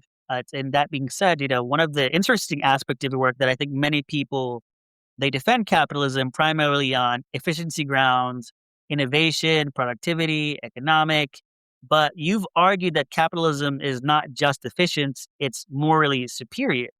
And that is Yes. the crux of it. I want to really dive deep into that so that we can really extract as much information from there as possible. Sure, you bet. Yeah, I would argue that capitalism is the only moral system. First of all, it's the only system that gives us economic freedom. Mm-hmm. And if you don't have economic freedom, you don't have freedom. It's just that simple. A lot of people would argue that capitalism involves too much competition and not enough cooperation. I would suggest that that's a false choice, that in capitalism, we compete to cooperate. Right now, you and I are competing with other podcasts. Yes. Okay? But we're doing it to bring value to the people. We're trying to see who can do the best for the population.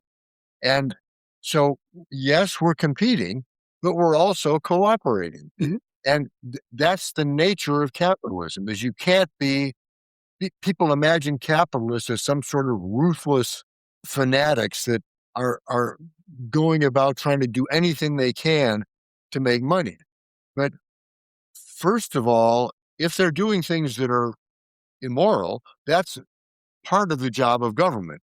Like we mentioned earlier, if I have a cancer, my brain has to take over and say, no, you're doing something wrong. And the same thing is true in capitalism. If somebody is doing something evil in the capitalist world, the government needs to stop that. And that's a perfectly legitimate thing for government to do. But in capitalism, again, the idea is for me to find out how can I find the best way to create value for others. And the better I can do that, the more money I'll make probably, but more important, the more value I'm creating for others. The reason the people I mentioned earlier, Gates and Musk and Bezos, the reason they're rich is because the three of them have had more impact on the world than almost anybody in human history. Mm-hmm.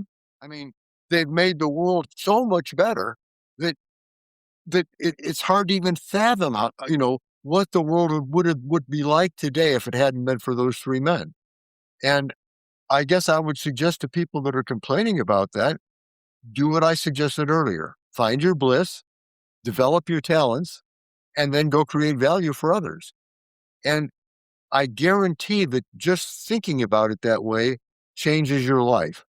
Let's imagine for a minute somebody in a burger joint. He's sitting there flipping burgers, and he hates his job.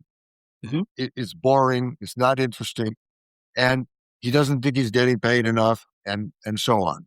Now, what if he just makes a little bit of a mind shift?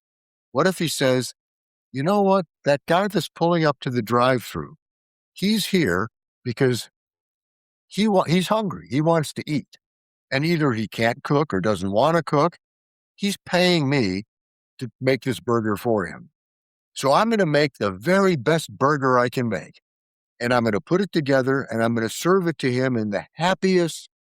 I want to make his day when I hand him that burger. I want him to pull away from this drive-thru going, wow, that was a great experience. Now, I guarantee that if he does that for a week, he's going to start feeling a whole lot better about himself. Because when you see yourself creating value for others, that makes you valuable. You've Yes. done something to create value for other people, which means they have to be valuing you. And so that's a good feeling. Now, if he keeps that up for a month, his boss is probably going to notice, and he's likely to get a raise or a promotion. And if he keeps that up even longer, he may end up running the company. The current CEO of Costco started out there 30 years ago as a forklift driver. And by creating value, he ended up running the place. And so we talk about we work for a living, but we don't. Work gets you nothing. I could go out right now and start digging holes and filling them up again. Have done a tremendous amount of work, but I won't get paid for it because I didn't create any value. And that's the whole ticket. We don't work for a living. We create value for a living. And so what we find is that the people that can create the most value receive the most value. In fact, I'll paraphrase the Beatles. And in the end, the value you take is equal to the value you make. And isn't that the way we want the world to be? Yes. How can life be fairer than that when what you give is what you get? But unfortunately, too many people want to get, they don't want to give. Yes, that is so. They want free stuff. Yes. And I think fundamentally, capitalism does work, but it's not pretty. And I think people look for the glamorization of things and ideas. It's not funny being, I'll relate this to my personal story. It's not funny working a full-time job, going to school full-time, interning, not getting sleep, not being able to party like the rest of the kids in college. That's not glamorous. But when you graduate and you're graduating magna cum laude, people thought, oh, it was easy, right? Because people don't, if someone tells you, hey, in order to get this, you must not do this. So you have to sacrifice a little bit now. Being an entrepreneur requires sacrifice. If you look at Elon Musk's story, it wasn't glamorous, choosing between what company would fail and making those, really tough decisions. Or even looking at Jeff Bezos when he was just in his garage and he looks like the crazy guy with a bunch of stuff and people, look at his origin story. It's not glamorous. He's driving his beater car around everywhere. That's not glamorous. But now he goes to outer space. The guy that was in his garage. You look at, Bill Gates, the story of his garage. You look at Steve Jobs, a garage, right? You have these very simple things that are actually, they're universal. You take the time to hone your craft, and it doesn't mean it's going to be easy because that's the hard part. But people just focus on the end result, but not the journey it took to get there. And I think too many people are trying to bypass the journey to get there. That is how you earn it. It has to be earned. And that's why merit-based systems are so good. Yeah. And I would suggest too that to me, the saddest part about that is that the people that want something that is a sad way to be. Where if you look at psychology, back in the early 70s, there were two gigantic psychology books published, one by Maslow and one by McClelland. And in Maslow's book, he creates a hierarchy of needs. Yeah. And the top of that is self-actualization. Mm-hmm. And in McClelland's list, the top need is achievement.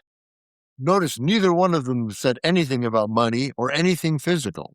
Now, yes, at the lower levels in Maslow's list, you have to have food and shelter and so on. But once you get beyond that, what people really want is to achieve, to find self-actualization, to be the best you can be. And when people don't do that, they have a sad life. I mean, I see it all the time around me. People that they go to work every day and they don't like what they're doing, and it's just it breaks my heart that they're trying to do something.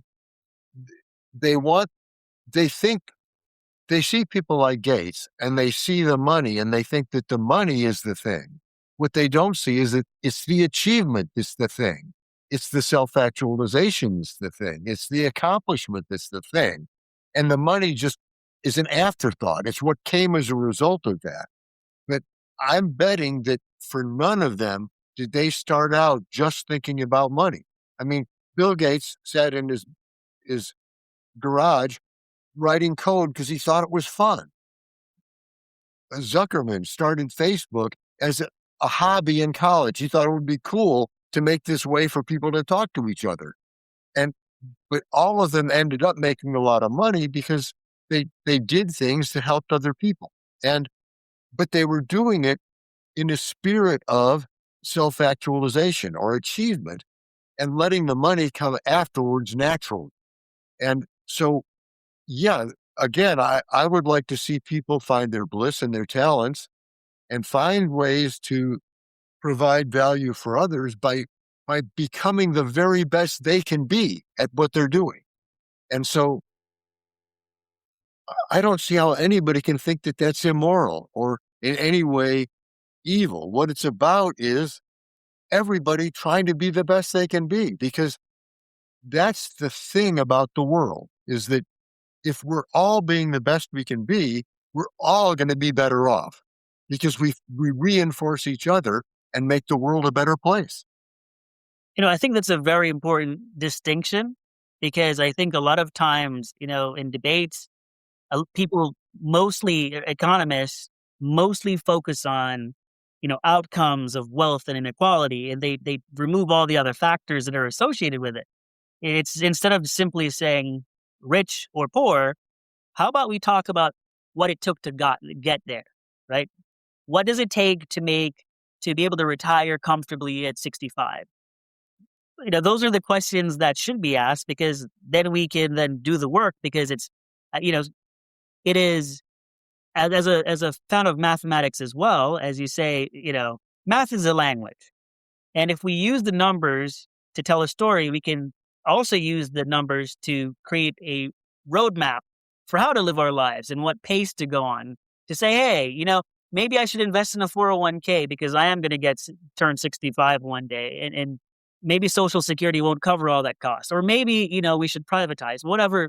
But we need data, not just talking about why people are rich or why people are poor, but also the data to mitigate some of those effects of this crazy world that we live in. Sure. I want to ask you an important question. This is a long question, but in your book, Why Socialism Struggles, you explore the structural problems that socialist systems encounter across different countries, cultures, and decades. Socialist experiments often seem to run into similar economic, difficulties, regardless of the era. So, what are the core weaknesses in socialist systems that tend to produce those types of outcomes? Well, there are two. The first is the economics part of it, and the second part is the human part of it. And my first dealing with the human part of it was I was probably 12 or 13 years old, and somebody was trying to convince me that communism was wonderful. And I listened for 10 or 15 minutes, and I said, well, that won't work. And she said, what do you mean that won't work? I said, well, it assumes that people are saints. It assumes that we will all put our own self-interest aside and do nothing but work for the benefit of a group. And I said, people aren't built that way. And in fact, it's not just people. All life is not built that way. Every living organism must pursue its self-interest or it will die. It's just that simple. And so we talked about that cell in your kidney. That cell is pursuing its self-interest. It's not trying to help you. It doesn't know about you. It's pursuing its self-interest and you're benefiting from it. The same thing happens if I pursue my self-interest in the world. The world will benefit because I'll be creating value for others if I'm really pursuing my self-interest. It's the only thing in my self-interest, in my true self-interest, is to create value for other people. Because if I can't do that, I won't be happy and I won't make a living. Mm-hmm. And so that's first of the first way that socialism fails. Now, collectivism was actually the first thing that was tried in America. The Jamestown colony and the Mayflower colony both started out as collectivist or socialist enterprises. And they found out very, very quickly that it didn't work. Both colonies went through what was called the starving time, where the colony was almost died as a colony. And it was because human nature. People noticed very quickly that those that weren't working were getting the same benefits as those that were working. So people worked less and less and less. And now this was a time when they were in a new land, trying to do new stuff, and would have required everybody to work at maximum efficiency for the colony to survive. And because of that, it almost didn't, until they gave people private property and said, oh, just go make your own farm and sell the stuff to the rest of us. Then it started working.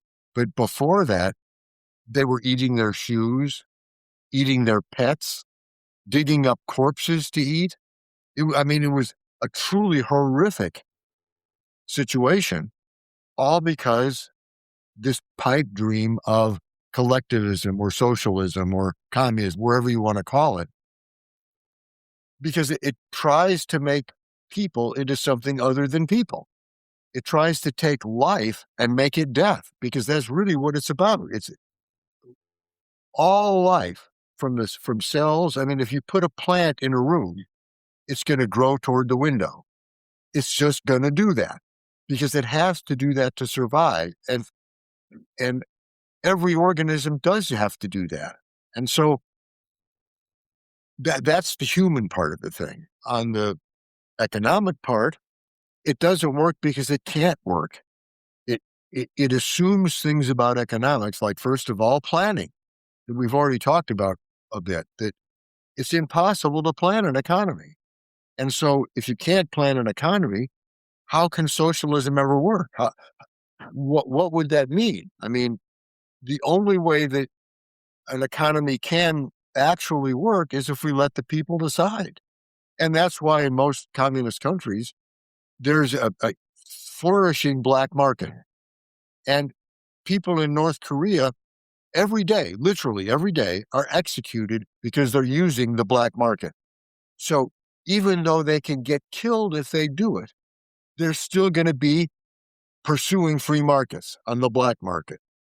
And so if capitalism is the natural human state, and socialism is an attempt to make the natural human state into something completely unnatural.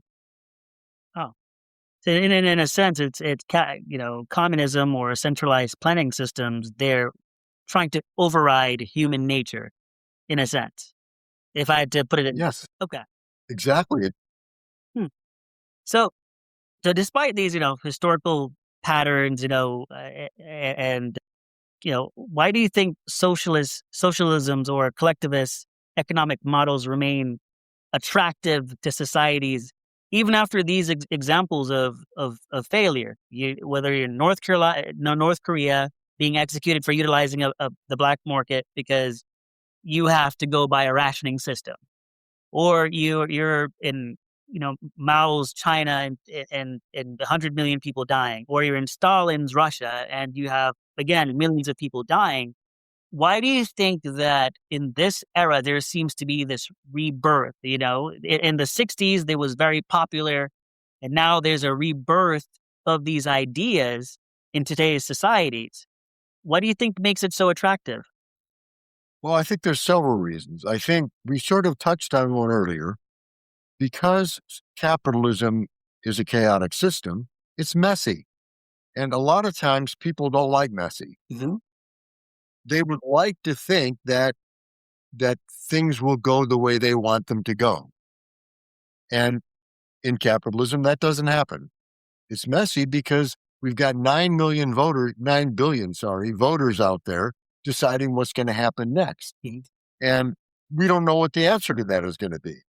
And so a lot of people are very uncomfortable with that kind of ambiguity. I think another reason they are concerned about, or why they're attracted to socialism, is this competition versus cooperation mindset. That shouldn't we all be nice to each other and cooperate? And of course we should. We should be nice to each other and cooperate. But that doesn't mean we can't compete to do that better. And a lot of that problem comes from the idea that people don't get that the consumer gets to decide value. I would suggest that is the most fundamental freedom there is. That anything else, I get to decide what's valuable to me. And nobody can have anything to do with that. And the difficulty occurs because at some level we want to convince other people to value things the same way we do.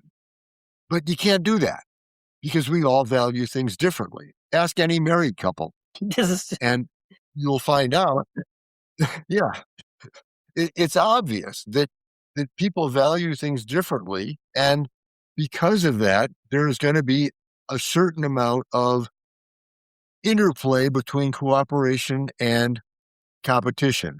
And so let me give you an example. Let's say you and I go out to eat, and it turns out that you really love salad and I really like bread. And so when they come with our first little setting, they bring a plate of salad for each of us and a plate of bread for each of us. And I say to you, hey, since you like salad and I like bread, why don't we trade? And you take my salad and I'll take your bread. And so now I've got nothing but bread, you've got nothing but salad, and we're both happy. Now, a lot of people then look at that and say, yeah, but the salad had a higher menu price than the bread. So Dr. Doug got screwed in this deal. But that's not true. I got what I wanted and you got what you wanted. And that's the whole basis of capitalism, is that I take something that I value less than you value it, and I trade it to you for something that you value less than I do or more than I do. And we trade. And so that's the whole secret of it, is that since we all are different people, we all value different things, and that's what makes trade possible. If we didn't have that, trade would be impossible. Why would I want to trade with you if we all had exactly the same values? If we both value this thing, salad, let's say, exactly the same, we're never going to trade, because neither of us has an alternative that supersedes the other. And so in order to have trade, you have to have disparate value. And it's that disparate value that makes the economy a little bit messy. Because I was on a show the other day and somebody said, well, capitalism is messed up because they should have chosen Betamax as the tape recording format rather than VHS. And that's just silly. That's fascist thinking. That's saying, I get to decide what you want. I've decided Betamax is better, So that means that it is better. But what happened in reality was people looked at the two and said, yeah, Betamax has a better picture. That's true. But the tapes are only an hour long and I want to record movies. And those are 2 hours long. Mhm. And the VHS is 2/3 the price.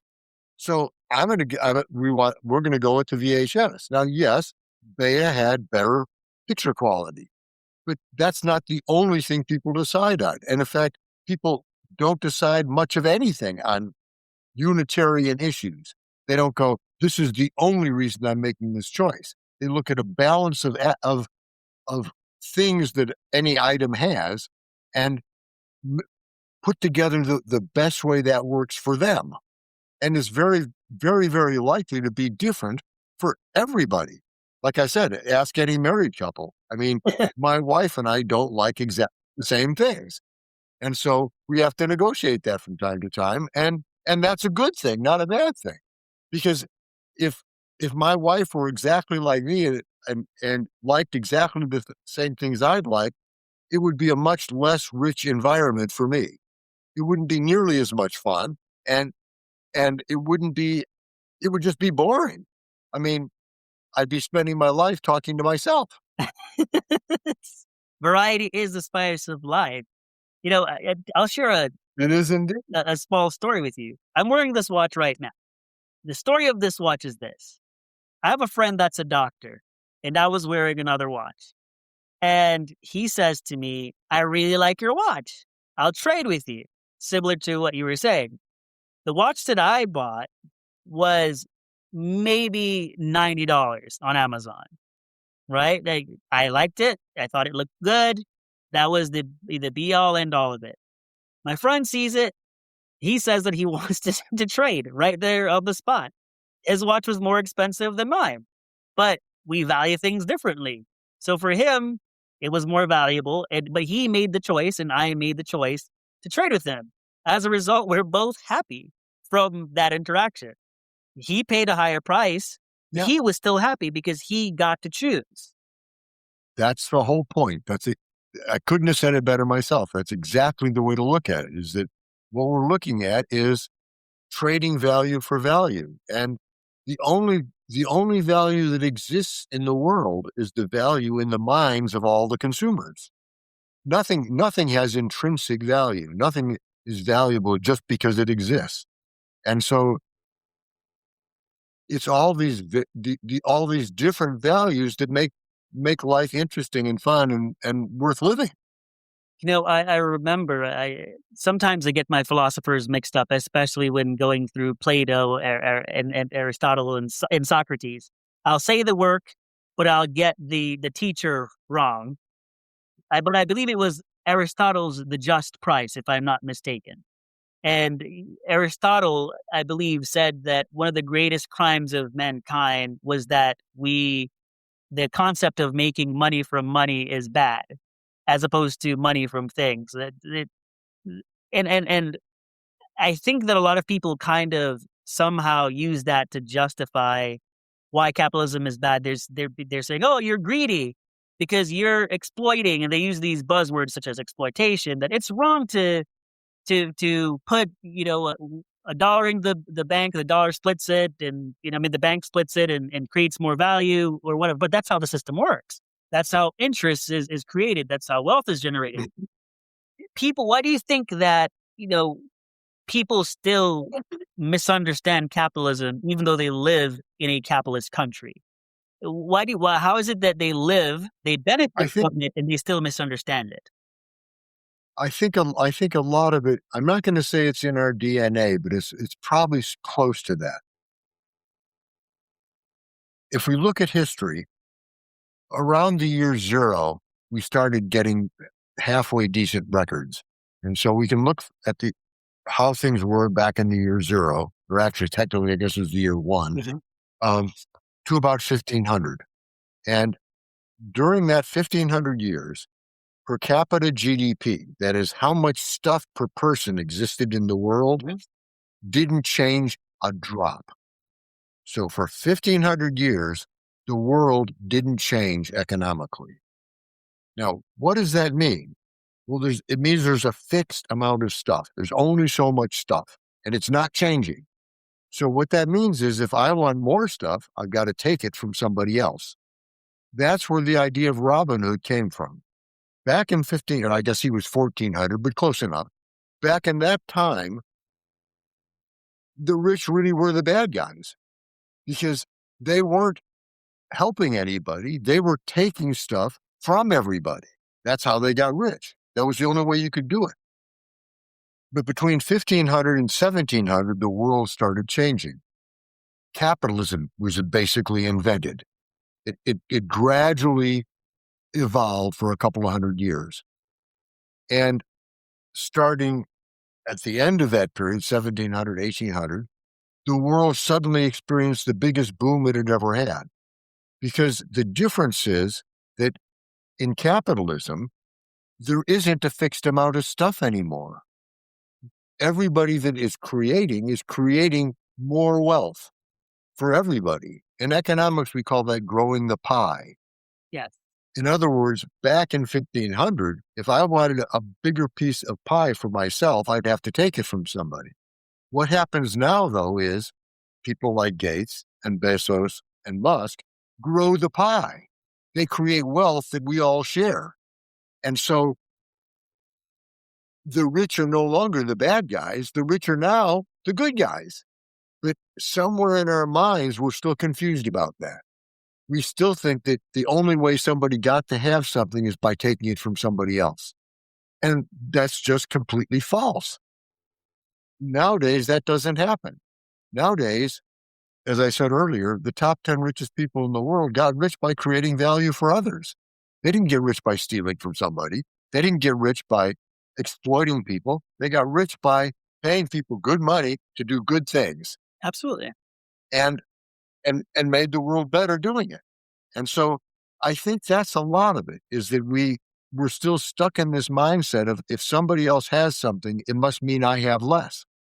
But it doesn't work that way. When you grow the pie, what happens is the person that grew the pie gets a bigger slice, but so does everybody else.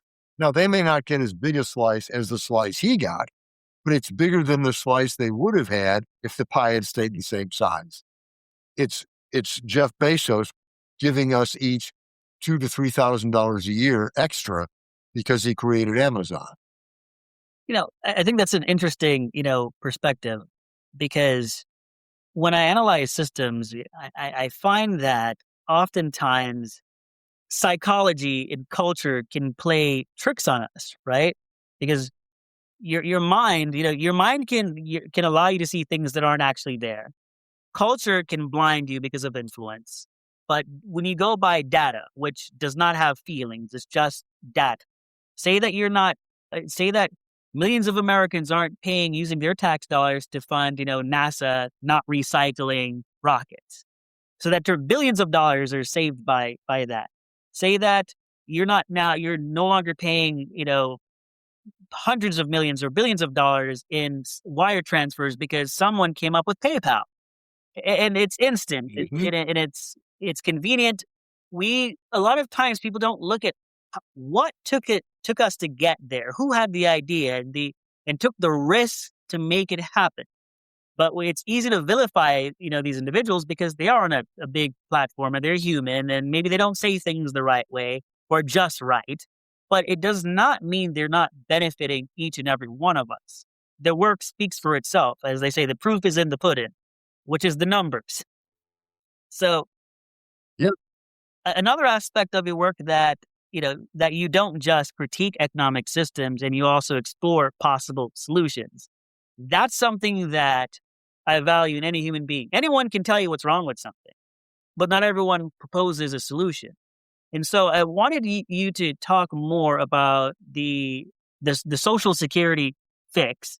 I had to just put one of your articles in there just to really talk about it because I was very fascinated by that. So if you could expand on that for us, please.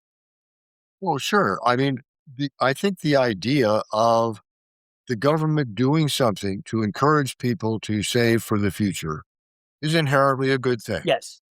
The idea of taking their money and putting it where they think it ought to be I think is a really bad idea.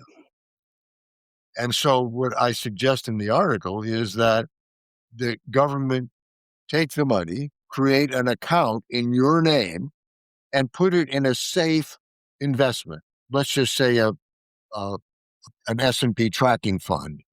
That's probably about as safe as you can get. Mm-hmm. And then letting you reap the rewards of that when you retire. Now, at this point, then, the money is always, it's in an account in your name.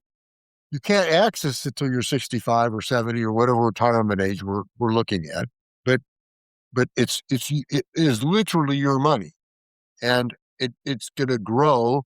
It's basically like a forced 401k, if you want to think of it that way. And I don't have a problem with government doing things like that because it still gives us a lot of choice. And there are people out there, sadly, that don't plan ahead. And so because of that, there is some benefit in the government saying, well, we're going to have to do that for you because otherwise we're going to have to end up bailing you out later because we're not going to, we don't have the heart to sit to watch you starve to death because you didn't plan well. And so to prevent that from happening, we're going to take some action. But the current system isn't going to work. It was designed badly, and I don't know where it's going to end. I think, there are things we could do that would mitigate things somewhat, but the system was designed for a time that we're not in anymore. And so back when Social Security started, we had tons of people paying in and very few retirees, and so the whole thing worked out fine.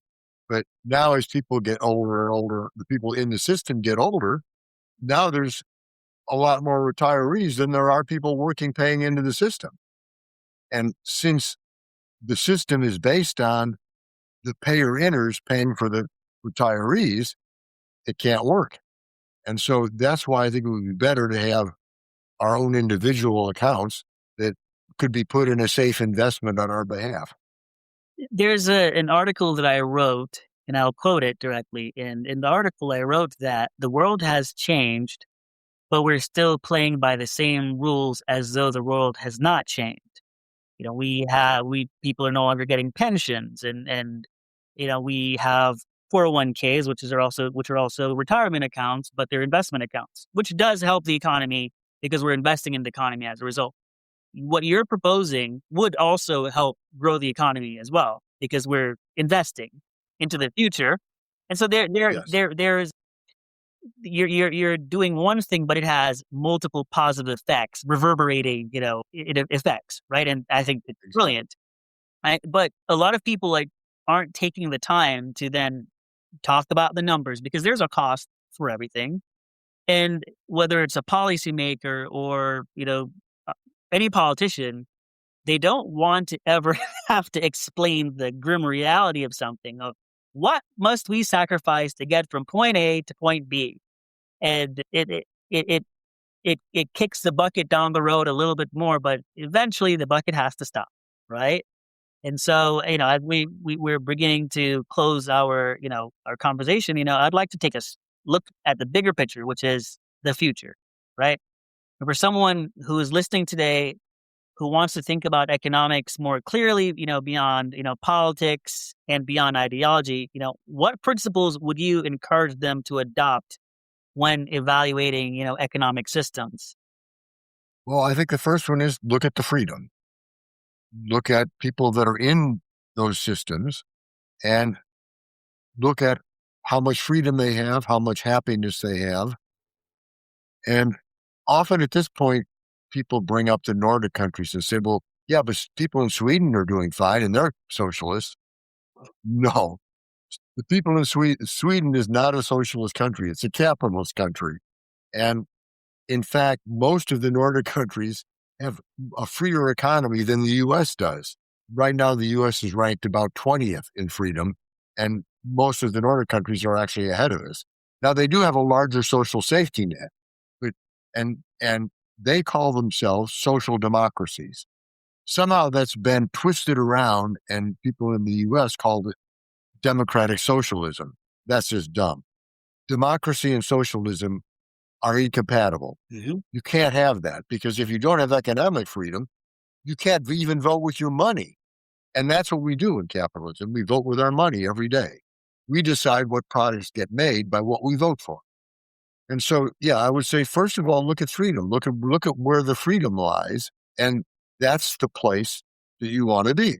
I think the other thing is to think about this notion of creating value for others and finding what you love, finding where your talents lie, and then finding how to use that to create value for other people and then reap the rewards of that. And so look for a system that can do that. Well, in socialism, as an example, you don't get that. They tell you what your job is. You don't get to pursue your own talents. You don't get to pursue what you love. You have to do what the government tells you to do. If they decide you're going to be a mine worker, you're a mine worker. Case closed. Absolutely.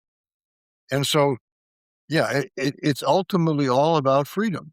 And capitalism offers by far the most freedom of any system ever imagined.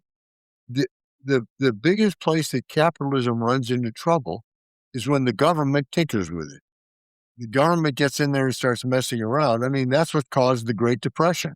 That's what caused the recession in 2007, is the government messing around in things it doesn't understand. Now, again, I want to be clear that the government setting the guardrails for capitalism is an important function. If there's cancer, the government has to get in there and apply radiation and chemo, okay? But as far as trying to tinker with it, it would be like your brain trying to tell your kidney cell how to behave. And that's just a silly idea. You have trillions of cells in your body. If you could send a command one a second, it would take trillions of years for you to send a command to every single cell one time. The system is too big to mess. And exactly the same thing is true in capitalism. So another thing I would encourage people to do is if you're voting for politicians, vote for politicians that favor freedom and are against government messing with the economy. You know, I would go as far as to say I don't think we need a Federal Reserve. I think it's probably, like I say, it caused the Great Depression. And they've admitted it. I mean, it's not like that's a mystery to anybody. Everybody knows that that's what happened. And so, and again, the main thing is look for what works. If it's working, it's good. If it's not working, it's not. And one way to evaluate that is to look at people voting with their feet. One of my articles is that. And yeah, you don't see people in the United States clamoring to move to North Korea. That tells you who has the best system.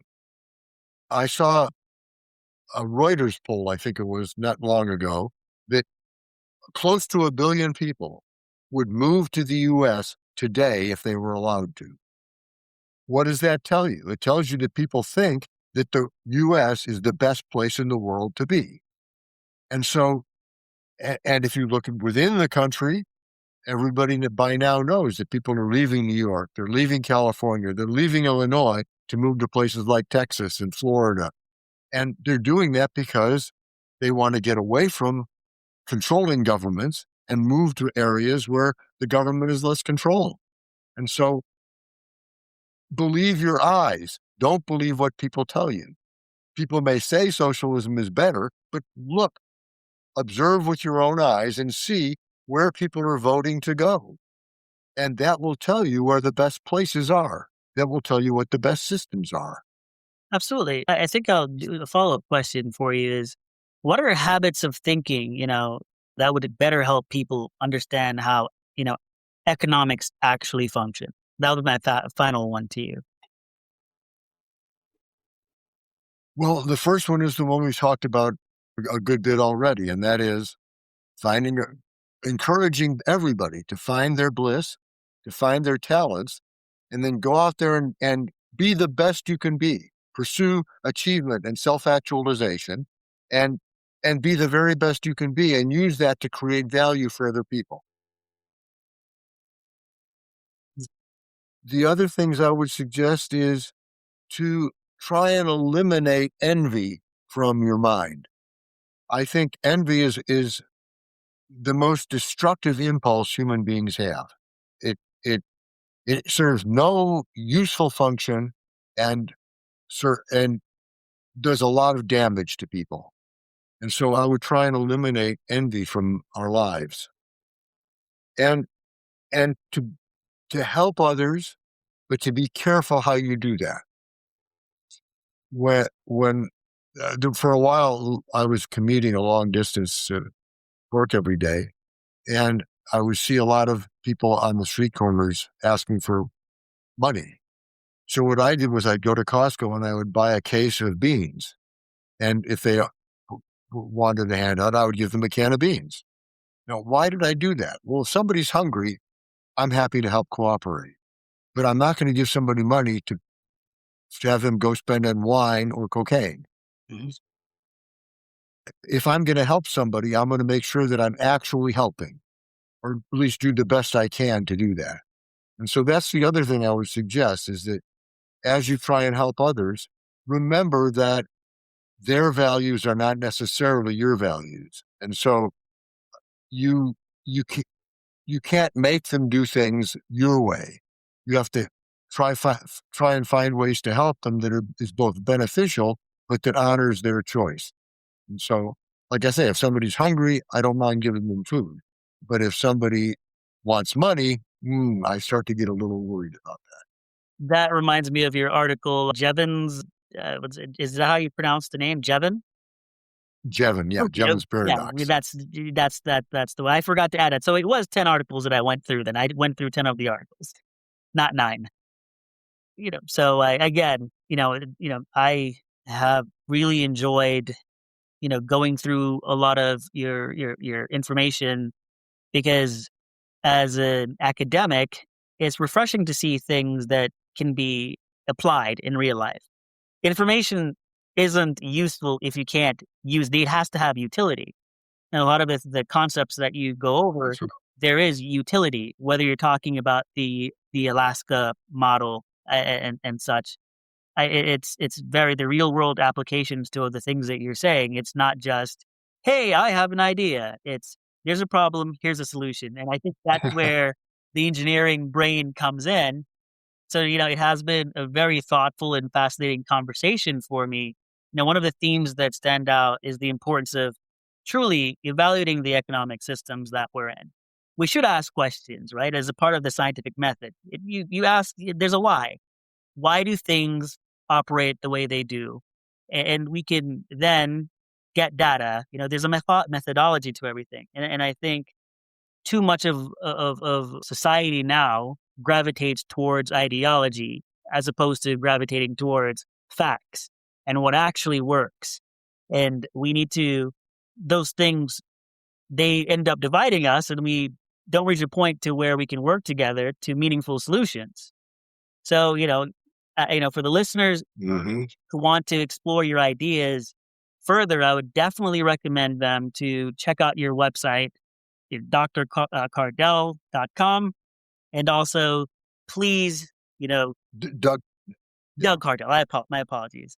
And also they could also vote my book. Yes, and that's what I was saying. I'd certainly be happy for them to do that. Yes, as the author of Why Socialism Struggles, and that is out and ready to be consumed. So I would recommend you reading the book. You don't have to agree with everything, but having a different perspective is also important for growth. And so I would highly recommend you. I've had it. Yeah, it's an Amazon bestseller. It's got 5-star reviews. Yes. 4. Ideas shape leaders, but culture sustains them. Leadership ultimately lives inside teams, organizations, and the environments we build. Jim Tracy brings the conversation into execution, showing what it looks like when leaderships become culture. There's something fascinating about longevity. Not just longevity measured in years, but longevity measured in trust, in leadership, and in the invisible structures that hold people together over time. Most organizations speak endlessly about culture, but very few truly understand how culture is built, and even fewer know how to sustain it across decades and generations. Leadership today often prioritizes speed, disruption, rapid growth, and yet leaders who leave the deepest impact are often the ones who understand something different. That meaningful cultures are not built quickly. They're built deliberately. They're built through relationships. They're built through conflict, through moments where leaders are forced to choose between authority and influence. Today's guests understand those dynamics deeply. Jim Tracy is a former CEO and inductee into the Wireless Hall of Fame, a keynote speaker, and a best-selling author. Over the course of his career, he has worked at the intersection of leadership, organizational culture, and generational collaboration. But perhaps one of the most compelling aspects of his story is something profoundly human. Jim has been married for 46 years and frequently helps generations learn how to work together rather than working against each other. In an era where leadership often focuses on short-term wins, Jim has offered perspective grounded in longevity, culture, and relationships that endure. Jim Tracy, with that, welcome to the Magnificent Ones podcast. Wow, I am so honored to be here. Thank you for asking. I'm touched. No, I before I even ask my professional question, and this is going to tie back into the podcast later on, is I personally believe that a true marker of success is the individual that is able to sustain their personal relationships, and having those personal healthy relationships outside of work often mirrors what work looks like. So if they have a toxic relationship, sometimes they have a toxic work relationship. So if you've had 46 years of success in your marriage, I can confidently say that you've had 46 years of also professional success, probably even longer. I would say that the key to longevity is marry someone who's significantly better than you are in every way, and then desperately work hard to try and hang on to it. But frankly, our marriage would have probably been in tough shape had we not been, 5 years in and come to faith. And so that's really at the center of not only who we are as a couple, but who we are as a family. So Yes, I don't get credit for that. Let's give God the credit. He deserves it. Absolutely. That's actually something we'll touch on later on as well. And I would say, leadership is one of those things that people constantly use. Everyone talks about what it means to be a good leader, but often, people don't just define culture, that the culture that it takes to have, an environment where people know how to connect with each other, people can actually communicate with each other, and having an environment where communication's key and people feel comfortable to even voice their concerns or opinions is important. Why do you think that a lot of leaders miss that component where they focus on maybe the operations, but not necessarily the culture, or even know what culture is? Yeah. I've found over the years that I looked, and there's a popular saying that kind of supports this. Everybody wants to be a servant leader until someone treats them like a servant. And and I always made a practice out of being the first one at work, and I would make coffee for our people. And when there were dirty dishes, I made a point, even when we got to be a large organization, I made a point to be the one who took the coffee cups and the dishes from the day and stacked the dishwasher. And I didn't intentionally do it while people were watching, but I didn't shy away from it when people are watching either. And I even had people saying, hey, I mean, I knew that I was slipping when people called me Mr. Tracy instead of Jim. So they would say, Mr. Tracy, let me do that. And I'm like, no, man, I like emptying garbages, and I like doing dishes, and I like sweeping floors. And I don't mind people seeing that, because I don't want them to feel as though they can rise above that. We're all there to serve one another. And that kind of culture really does resonate with the people at the grassroots of any business. I remember there's a lot of people, rightfully so, because of his presentation that are very anti President Trump. Mm-hmm. And I'm not here to discuss politics, but I can tell you, I think he won the election when he leaned out a window at McDonald's and served somebody a hamburger. No, listen, but it works though, right? It's you have to mirror the behaviors that you want. It's a classic move. Everybody knows that he doesn't make a living at McDonald's, and everybody knows it was staged. But everybody also knows what it's like to drive up to that window and either get a burger out of it or hand a burger out to somebody. And so, and that in large sense is really an important statement of what kind of leader you're going to be. What are you willing to do so that your people can relate to you? Mm-hmm. Not so you can relate to them, but so that they can relate to you.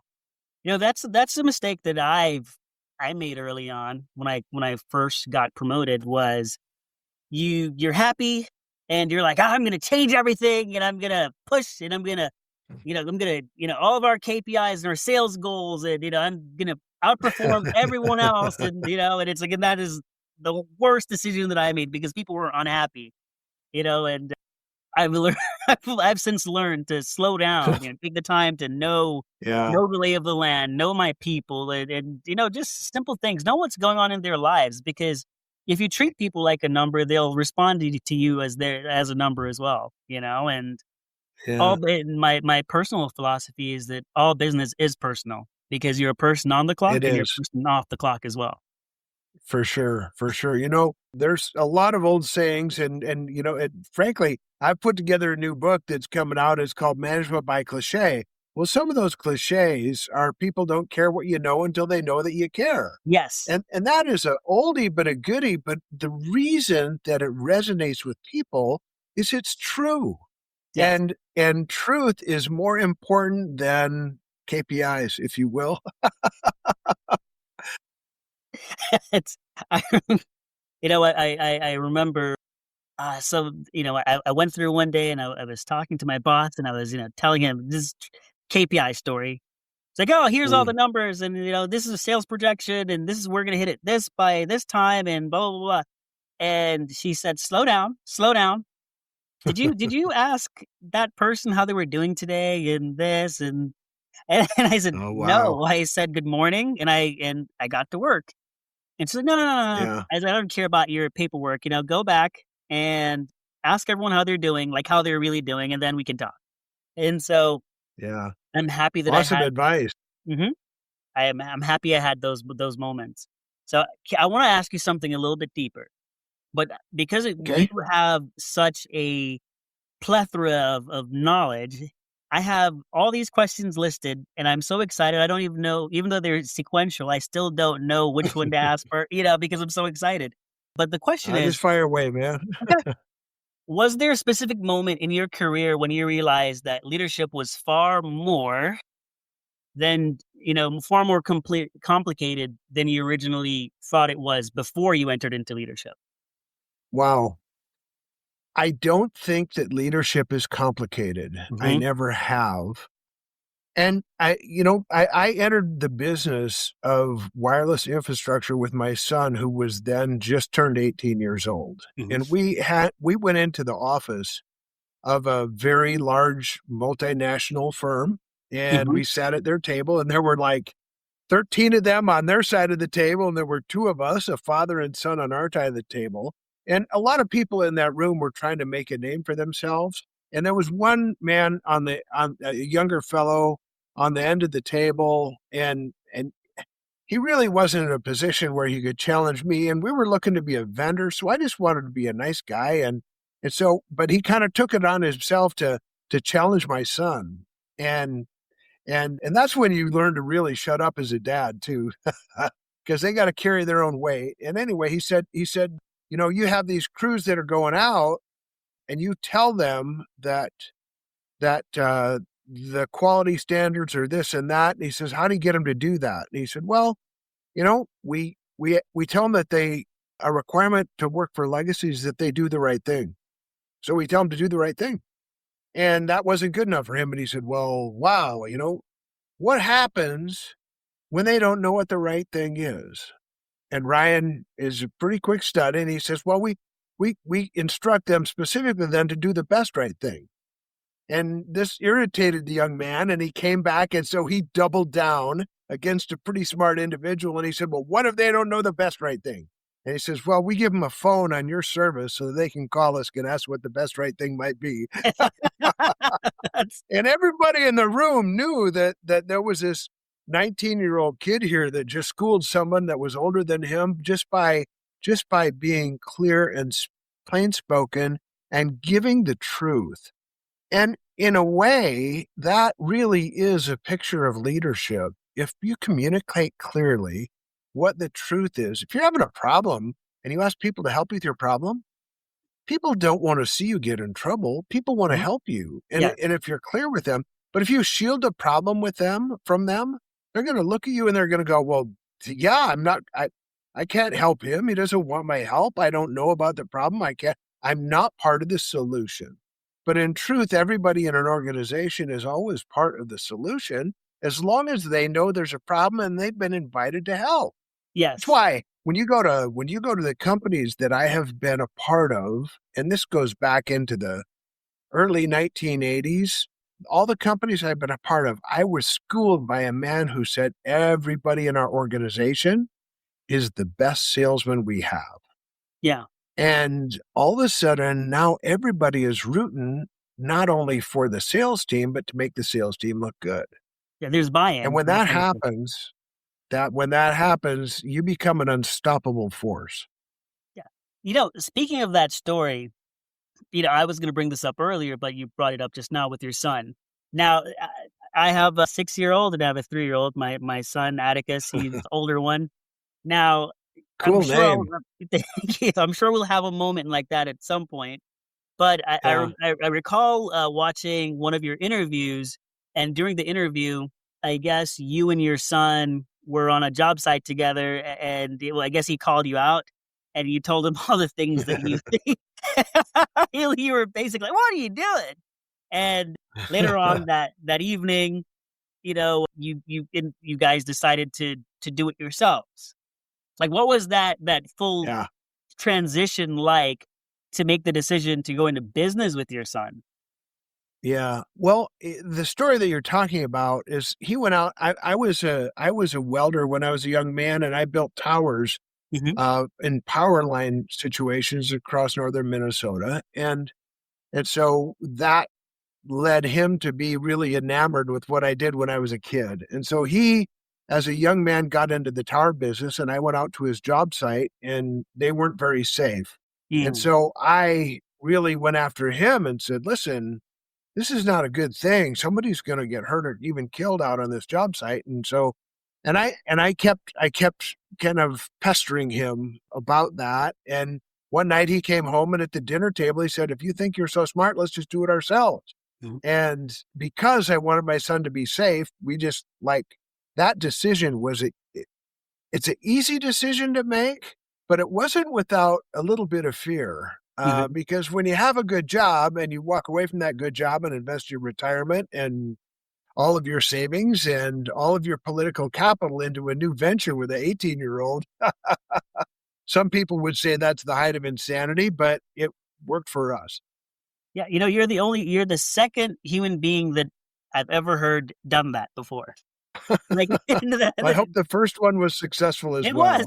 It was just, to me, an older gentleman friend of mine, when he said that he was gonna, just go into business with his son, I was shocked. I was like, what? You're just gonna retire? And he's like, yeah. He's like, I'm just gonna do it. We get to spend more time together. That's the height of fatherhood. Is like we get to learn and grow together, and eventually he'll start teaching me things. And okay, that's good. So, every leader eventually yes. What were you saying? Yeah, we grew up together. We actually, I was in my early 40s, and he was, entering his early 20s, and when we started this up. So everything that we learned about the business, we learned together. Now, I had business experience, even international experience from my previous careers. But boy, when you learn the hard way together, you learn really good lessons. And when you learn the easy way and teach one another so that it makes less trouble, then that's a great way to learn too. So now, is the I'm takeaway grateful. is the takeaway that it's easier to problem solve because whatever problems you had on the site, you guys could work it through at dinner time. You know, kind of like a feedback system. Did that make things easier, or did it not Yeah. work quite like that? When you're in, I get asked a lot about work-life balance in an entrepreneurial situation. And if you're in a family business, especially with your children during the early years, there's no such thing as work-life balance. Everything that we think about, everything that we talk about, we're always in survival mode. And so my wife kept the books. My daughter was our secretary. My son was the lead out in the field. I was selling and sometimes shoveling and sometimes sweeping and so you're never very far from the business. And so I think that I would encourage people to be able to I've been able to establish a switch, and I don't know when I got it, but I can actually take and I can turn that business off now. But during the early years, there's no way it turned off. Hmm. So I guess I have another question. I think part of the reason why some people aren't successful is because they love being comfortable and they don't allow themselves to be uncomfortable. So that being the case, what was the most uncomfortable transition into going into business, with your son, all those years ago? Well, I would say the most uncomfortable transition, for starters, I had the support of my wife, and that is just so important. Absolutely. But there's several transitions that I can look at when you get to, and when I do consulting with other businesses, I talk about this a lot because it's something that we all have to learn. When we got to 5 million, I had to, in revenue, I had to figure out how to get to 10. And as I looked at it, there was a bottleneck, and the bottleneck was me. And I had to learn, like, Jim, you don't have to do every bid. I was good at estimating, but I had to teach someone else how I estimated so that we could do twice as much estimating. And then ultimately, I would be like, well, if there's a job over $10,000, I got to look at it and be involved in it. And then pretty soon it was like, they were doing a better job than I was at that. So I'm like, well, maybe if it's over 20,000, I better look at it. And then it's over 100,000. And it wasn't too long before I was going, I'd really like to see everything we bid that goes over 1 million. And these people who we taught how to estimate were making more money on their bids than I had because they were more detail oriented and they followed instruction. And so the art and the science of estimating lost its bottleneck, which was me. And so those are the things as founders that we have to learn to take the things that we think that we do that we're irreplaceable, and we have to actually train a replacement.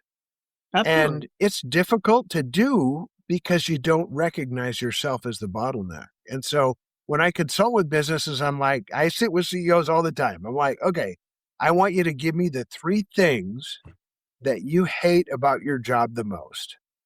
One of the things I hear all the time is employee reviews. Well, of course, nobody likes to do employee reviews, but you can hand them off to someone who will take the emotion out of it and do a better job of it than you. And then you can be in the review of the reviewer position and give them guidelines, give them guardrails. And because I get so many founders who come to me and they're like, hey, man, I've built this tremendous business. We're profitable. We're growing, not as fast as I want, but this is going on, that's going on, but I hate my job. I'm like, well, you didn't design a business where you hated your job, bro. Come on. Let's find out why you are not enjoying the fruits of your labor, and let's fix it. Yeah. So, and that's really a lot of fun because when you see the light bulb, when the light bulb goes off on an entrepreneur's head, you can watch it happen. I think that's what what you said. It's the fruits of your labor, right? And it's the seeds that you sow. They will bear fruit, either good fruit or bad fruit. But it all depends on the seed that you sow. And certainly, And I'm going to touch back, to a point you made earlier, that a cornerstone, and I think, in your success, your family front, everything is taken care of. Not just that you were working with your family, but you're also in alignment with your wife, that you had Yeah. her support, and what that does Sure. to an individual when all is clear on the home front, right? Everything's good, everything's a go, everything's green. Yeah. It's like, wind to a sails, right? It's like you can accomplish anything because Mm. you're not fighting a battle on the home front. You're enjoying peace and prosperity and growth, and you all have a shared vision and working towards that vision together. You have unity, and so maybe Mhm. that separated you from many other people from getting to where you are today. Yeah, and I think too, one of the things that comes into play that I've experienced firsthand, and that makes it super important because I watched it happen. And when my wife built me up and gave me confidence, Mm-hmm. when I walked out the door, there was you couldn't beat us. There's Yeah. no way, because my wife believed in me, and that didn't put pressure on me. That gave me confidence, and then when you know that the people that you're working with, that you've invested in over such a long time, they are doing and carrying out the expectations you have for safety and quality and customer service. And when you set those bars high and you know they're being carried out, then you go out and you get to sell more with such confidence. You're Mm-hmm. unbeatable. Yeah. Yeah. There's nothing better than that. So, Yeah. in talking about culture in business, as you've been navigating the corporate world, and Mm. what was it like witnessing, maybe from a consulting perspective, cultures unraveling, but maybe the founder or the CEO, they thought they knew what their problems were, and then you perhaps highlighted that those problems are not the real problems. You're really discussing the Yeah. side effect. Here is the root cause. Have you encountered Yeah. that a lot? I have. Especially when I get a consulting gig, I will go visit the business before I sit with the owner on a long-term basis, especially, and think of it like a secret shopper. Mm-hmm. I went to a business recently, and I was able to walk in the back door, and I was in their shop for 20 minutes before someone said, "Who are you? Why are you here?" And I was like, well, wow, there's a really strong indication that the people who work here don't have a lot of ownership over this space. Mm-hmm. And when you go in, you can see order or you can see chaos. And there's not a lot of middle ground. If you go into a manufacturing space, I've done a lot with engineered wood manufacturing and things like that. And so you go into a space and you look at it, and there's only two opportunities, and one is order and the other is chaos. And if the manufacturing floor looks disorganized, guess what? The systems are disorganized, the directions are disorganized, and the standards are low. And you can tell that just right out of the gate. And so when you walk up and you ask a CEO, I mean, here's a question. One of the first questions that comes out of my mouth: how often are you, and it doesn't matter whether it's a sales floor, it doesn't matter whether it's a manufacturing floor, it doesn't matter whether it's a job site or a distribution center. How often are you touching the people? Well, I'm just so busy. Really? Really? I don't think I can help many people like that. Yeah. People ask me all the time, like, what was your most important job as a CEO? And I thought about that for a long time. And I've said this 100 times, and people don't believe me, but it's true. The most important thing I did as a CEO was when we got to close to a couple of hundred people, I was still writing handwritten birthday cards to every employee every month. And when I did that, I had people who were engaged, and they knew that I knew them, or I knew of them because I wrote something about their work environment in a birthday card to them. I had grown men walk up and throw their arms around me and hug me and thank me because they'd never got a birthday present or a birthday card from anybody in their life. And it becomes a study, a fascinating study of human nature about how we always take the easy way instead of like, it would be easy to do a computer generated card. It would be easy to have an auto pen sign it. It would be easy to have it automatically mailed, but these are hand addressed. Now, I didn't address all of them. Truth be known, the envelopes came to me. They were already addressed, but I picked up a card and sometimes I didn't even know the person because they were a remote location, but I stopped what I was doing and I went and I found out something about them so that I could say, listen, you're important to me. Yes. And when that happens, it creates magic. And it's like walking out to a floor and saying hi. And one of the things that started this is I walked out on our shop floor and I asked somebody what they were doing there, and they were kind of stunned. And they're like, "I work for you." And I was like, "Whoa, I don't even know their name. Like, I got to fix this." So my most important job was birthday cards. Yes. Still is. Yeah. Oh gosh. One of the most compelling things for me in interviewing you is thinking about scale and how I believe you went from 50 to 800 something in one of your interviews. And I couldn't imagine writing 800 or, cards for birthdays and things of that nature. Yeah. That's intimidating. But if you practice it, I'm sure it gets easy with time. There were 5 businesses that we merged together, and so I only had one of those. And so the ultimate size of the organization was about 800. Of those, I only wrote 200 birthday cards. So don't Okay. I was like, man, 800. I was thinking that's quite a task. Now, but I encourage the other CEOs who were part of that business to engage their people in that way, and the ones who did were ultimately successful. What was the productivity like after that? Because now people feel valued. You have 800 people that show up in an environment that now feel valued and heard and seen. And now there's a personal stake there for them, not just what they're getting in their paycheck, but the added investment of you took the time to reach out and say, hey, happy birthday. I know X, Y, and Z about you. You're important. Yeah. But one of the things that it's really difficult to convince corporate America of, and I'll use this really, really easy example, safety. And they want to say, give me a program that's scalable. Wow. Give you a safety program that's scalable. I can do that. I'm going to train each individual to make good, safe decisions. I'm going to train them like, if you're talking about something like when you ascend towers for a living, it's really not a good thing to fall. And so we have to tie off. And so I'm going to tell everybody, I'm going to train everybody, and then I'm going to encourage everybody to make a good decision. And then I'm going to give them a why. And the why is personal and it's selfish. I want you to tie off so I don't have to go tell your wife, mama, girlfriend, significant other that you were stupid. Yes.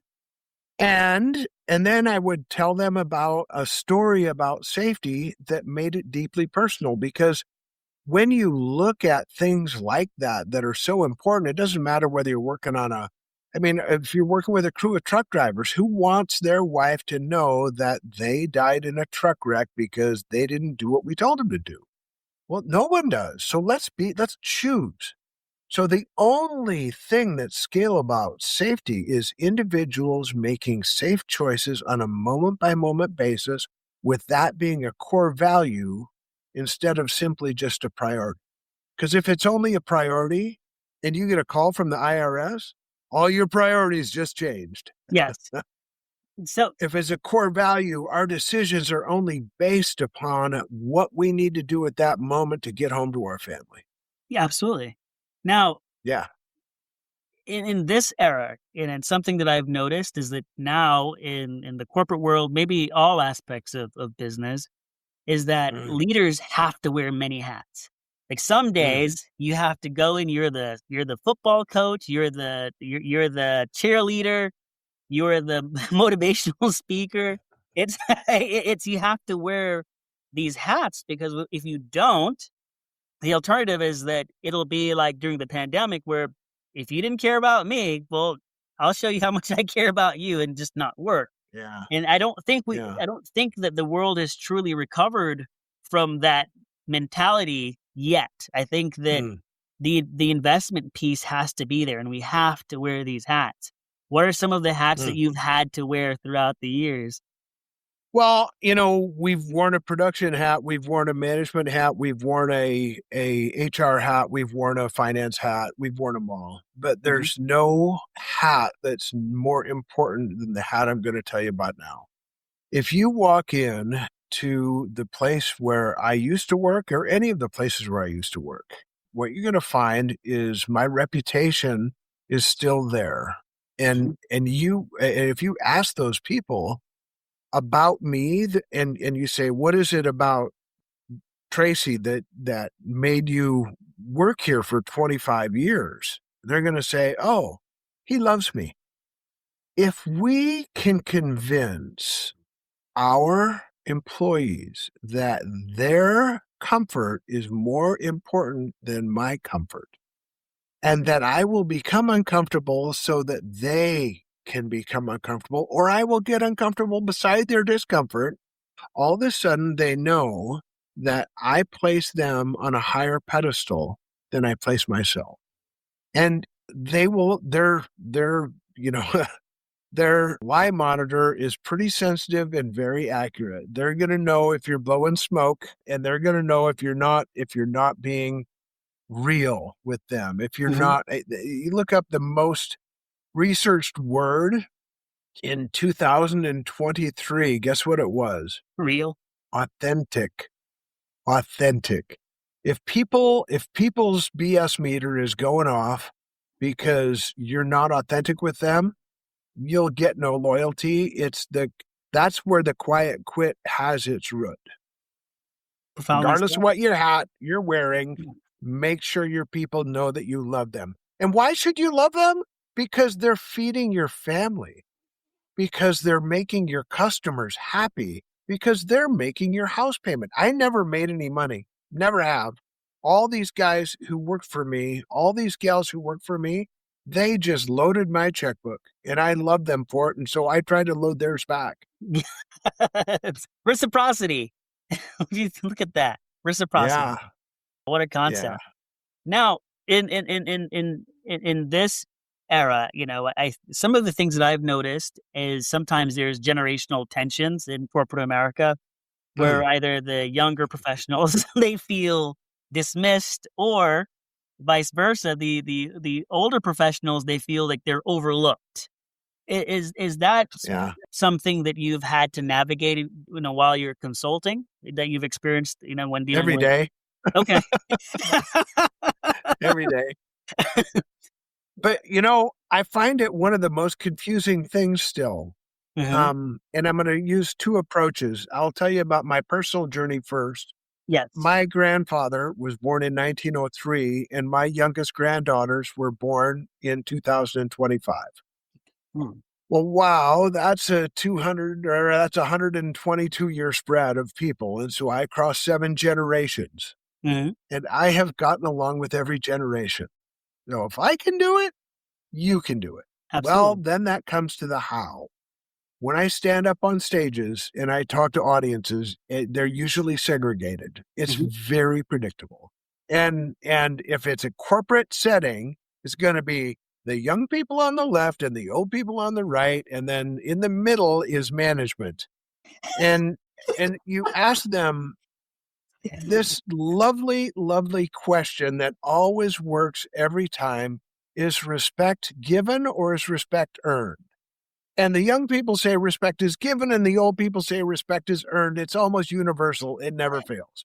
And my reply to that is, if I earn respect before it's given and I give respect before it's earned, who wins? I don't think everyone wins. I want to earn your respect before you give it to me, and that's a gift. Yes. But I also want to give you respect because of your humanity before you get a chance to earn it. So then we can actually engage in the big C word, communication. Yes, Because we can't talk to someone who doesn't respect us. this is true. We can't even hear someone who doesn't respect us. So why, that goes into another, there's a three, I give a keynote and I'm like, so the most important thing is generous listening. And then the most important thing is taking time and energy to build a relationship. And then the most important thing is respect. Give it and earn it.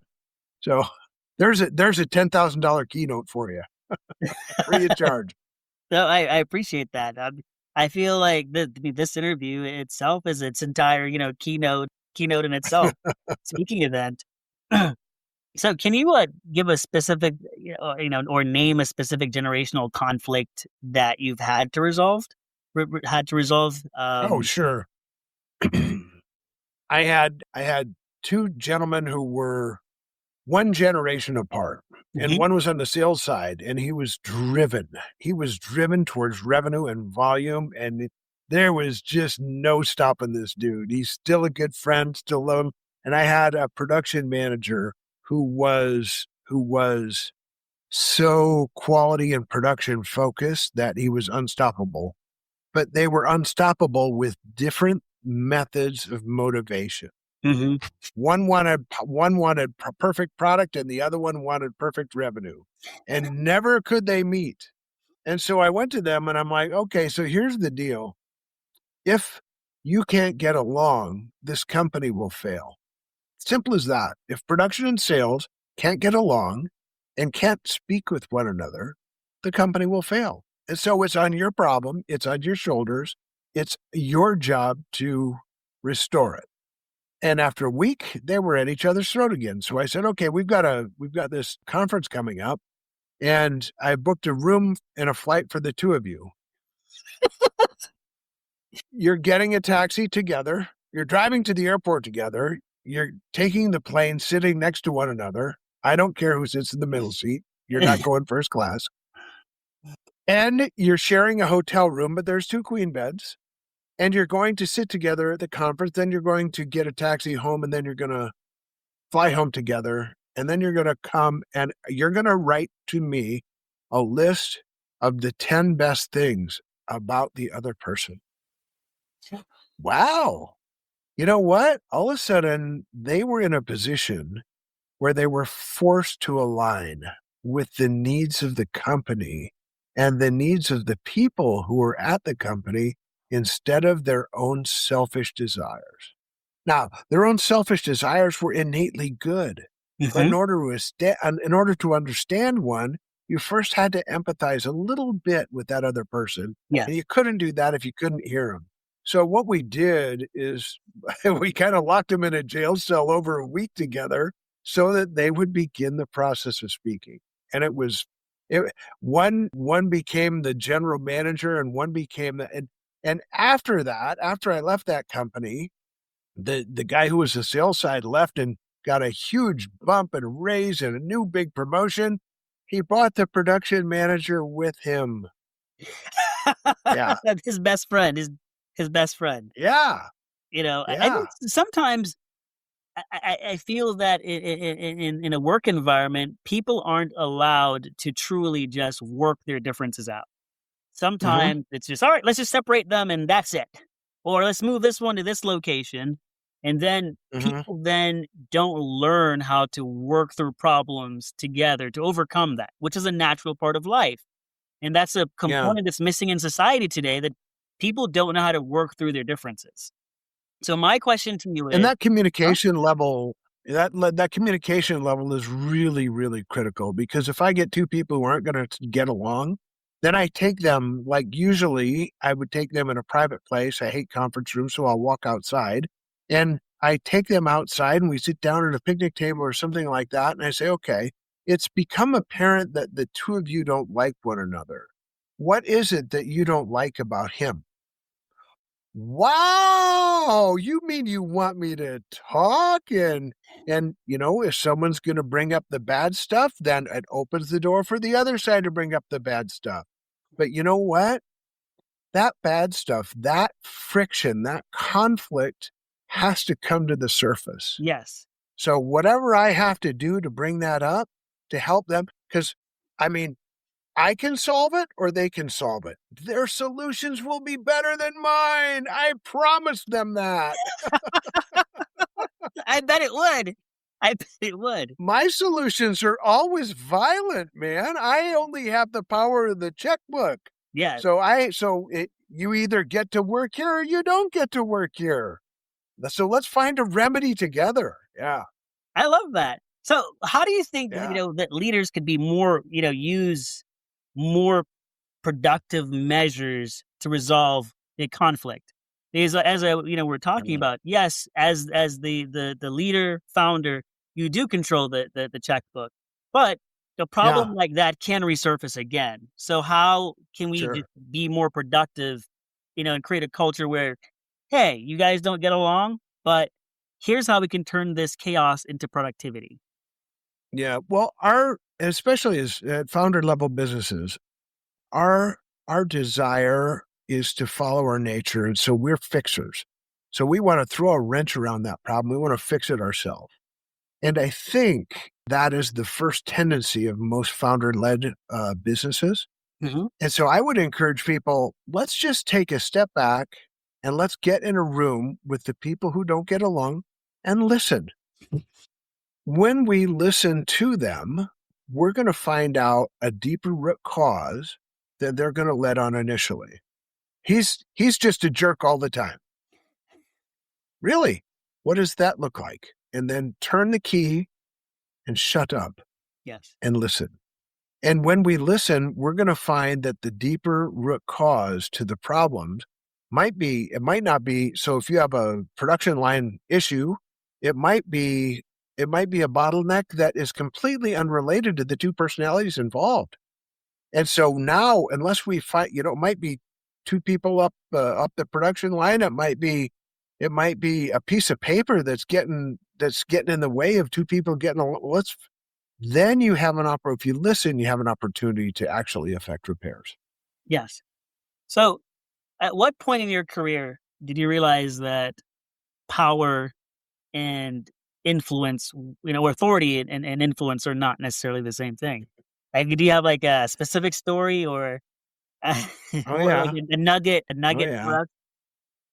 You couldn't do this anymore, but I was recently graduated from college. I had my first job out of college. I worked for a lovely man who I can't even express to you how much admiration I have for him. His name was Leroy, and I was going to go out in the field on sales. I had done the production side, I had done the estimating side, I had done the customer service side, and the way to get ahead there was to be in outside sales. And so I went into outside sales, and as I did, it became an opportunity that I couldn't pass up. Mm-hmm. So I'm headed from Minneapolis to Des Moines, Iowa on a Sunday night to go out and hit the road, hit the bricks right away on Monday morning. Friday afternoon, Leroy calls me into his office. He said, JT, he said, give me your business card. And so I handed him my business card, and I was pretty proud of it. It said sales engineer on my card. and he said, JT, whose name is on that card? And I'm like, oh, Leroy, my name is on that card. He goes, no, sir. My name is on that card. And if I ever hear you going into a bar alone on the road, if I ever hear you stepping out on your wife, or if I ever hear you misbehaving while you're carrying my business cards, I will immediately fire you. Do you understand? Whoa. Here's a man who said the character is more important than anything I was walking out of there with. It was more important than knowledge. It was more important than responsibility. It was character. And if you act in a way that doesn't embarrass your company, you'll be successful. That's what he told me. Mm-hmm.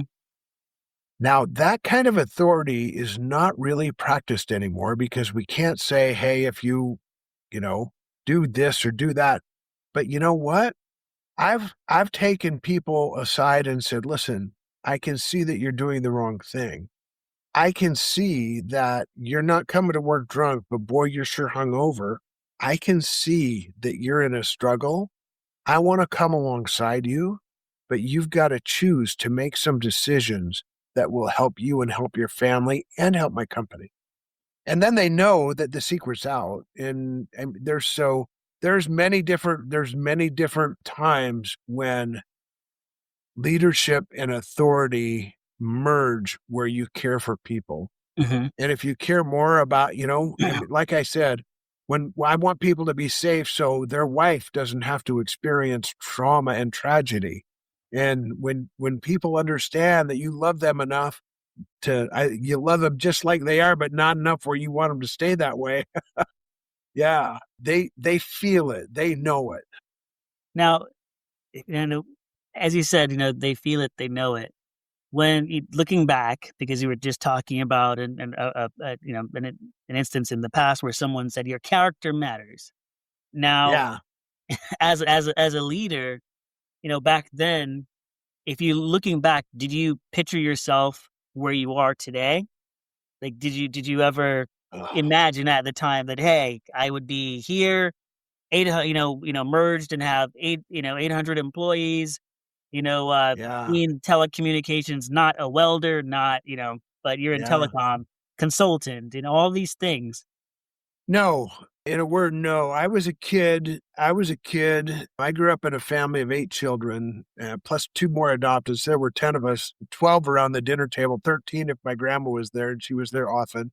Mm-hmm. And I was the dumb one, and I was the slow one, and I stuttered when I was young, and I had a learning disability with math.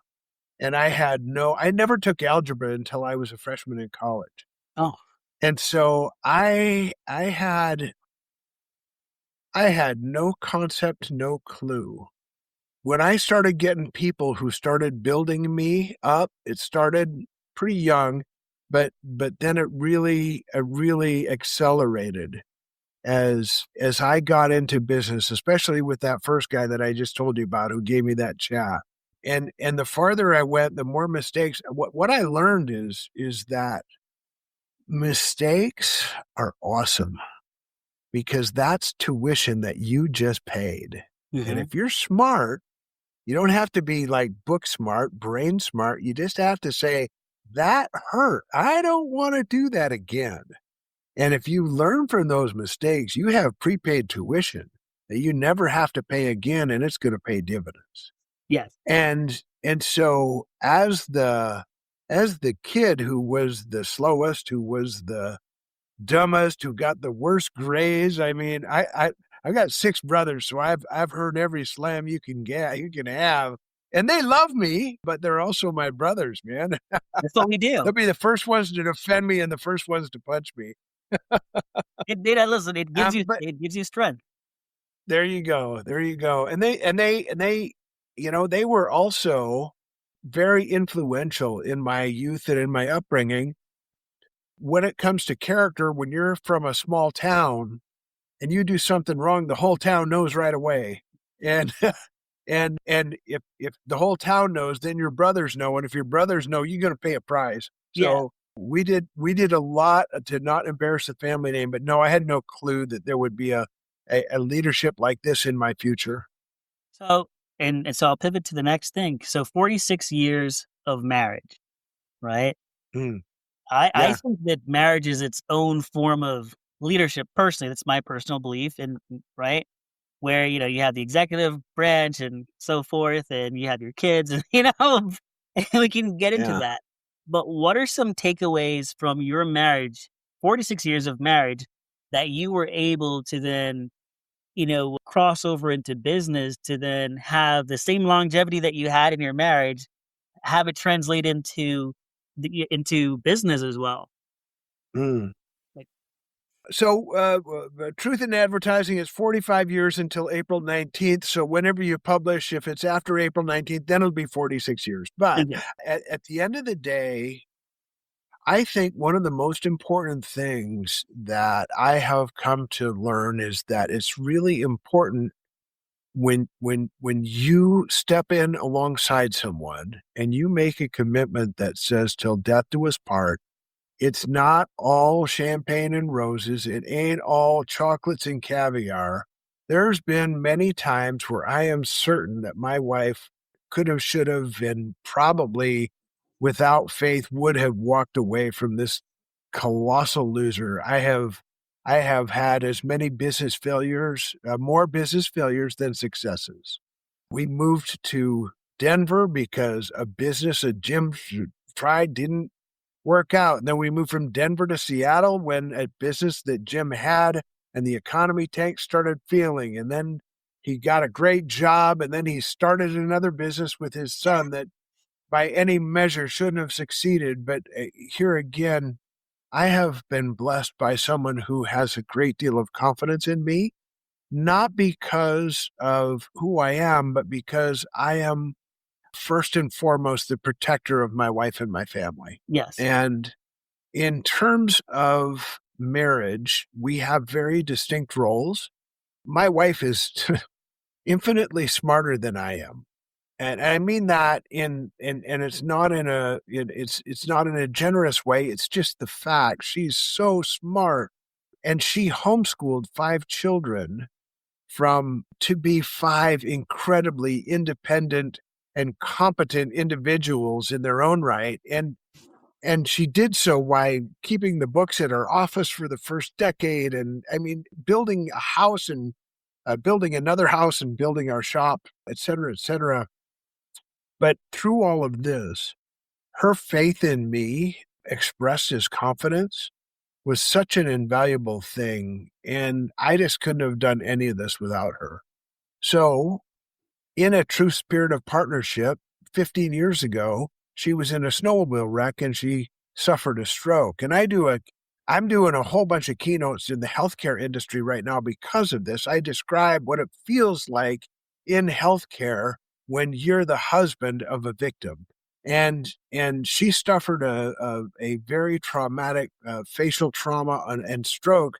And I learned how to do dishes and do the laundry. And I learned how to cook. I mean, I could barbecue before then, but I didn't know how to cook. And so I became the person who picked up the slack for her instead of the previous first 25 years where she picked up the slack for me. And that's the kind of teamwork that it takes in a business. That's the kind of teamwork that it takes in a marriage. If we care so much about someone that we'll do the hard things for them because they're so important, business, family, marriage, friendship, just love people, man. It's the secret to everything. And love them by what you do, not by, it ain't a feeling. I remember my daughter one time, she accidentally left the freezer open during the summer in our garage. And by the time I figured it out, it was because I smelled it.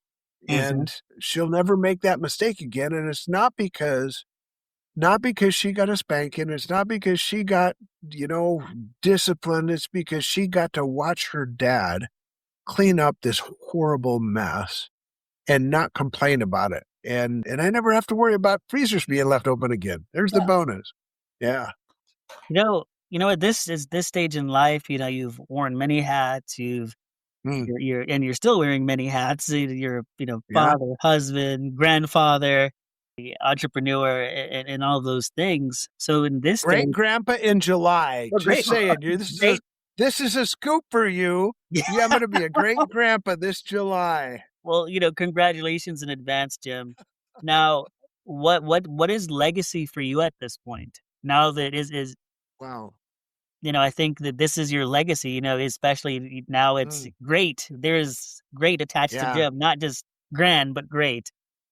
Yeah. So one of the things that Sarah and I have done over the years is we go away the last part of every year, or even sometimes like this year, the first part of this year, very first week of the month, we went away for a weekend and we decide that what our focus for that year is going to be. And then we pick one word that's going to define that.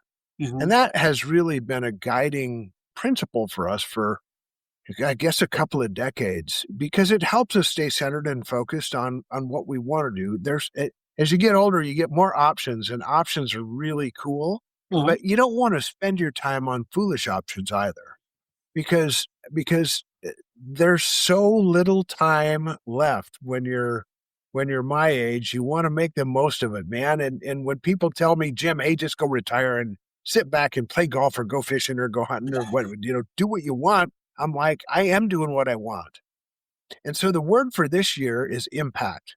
We want to have impact for people. And how do we do that? Well, I have a podcast that's just exploding. I have a business where she is coming alongside me and we're traveling together to speak to groups. And when you get 2,000 people in an audience, when I get off stage, I have given everything for an hour or 2 hours, and she helps me get centered, get grounded, and she talks to people so I don't have to talk to everybody, because people want to, talk to you and shake your hand and stuff after you get off stage.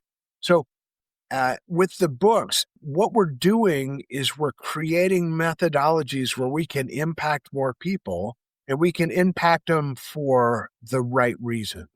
It's not for money. It's not for glory. It's because we think that the messages that we can give are going to help them. And if we can help people, there is no more noble cause than that, other than sharing our faith. And so with that, the greatest impact that I can have, I'm doing some speeches where I do pro bono work. I'm going to tell people that my life is better because of Jesus. And I hope that they can come alongside that, and I'll tell them all about it if they want. Amen. Amen to that. I want to say sincerely, thank you for that. There's something that I believe in. We say, servant leadership, but there's a man that lived, 2,000 years ago, and he taught us about sacrifice. And when we learn how to sacrifice, we see the fruits that bears, right? It's like, oh, I'm not going out every weekend, slamming back, drinks or whatever.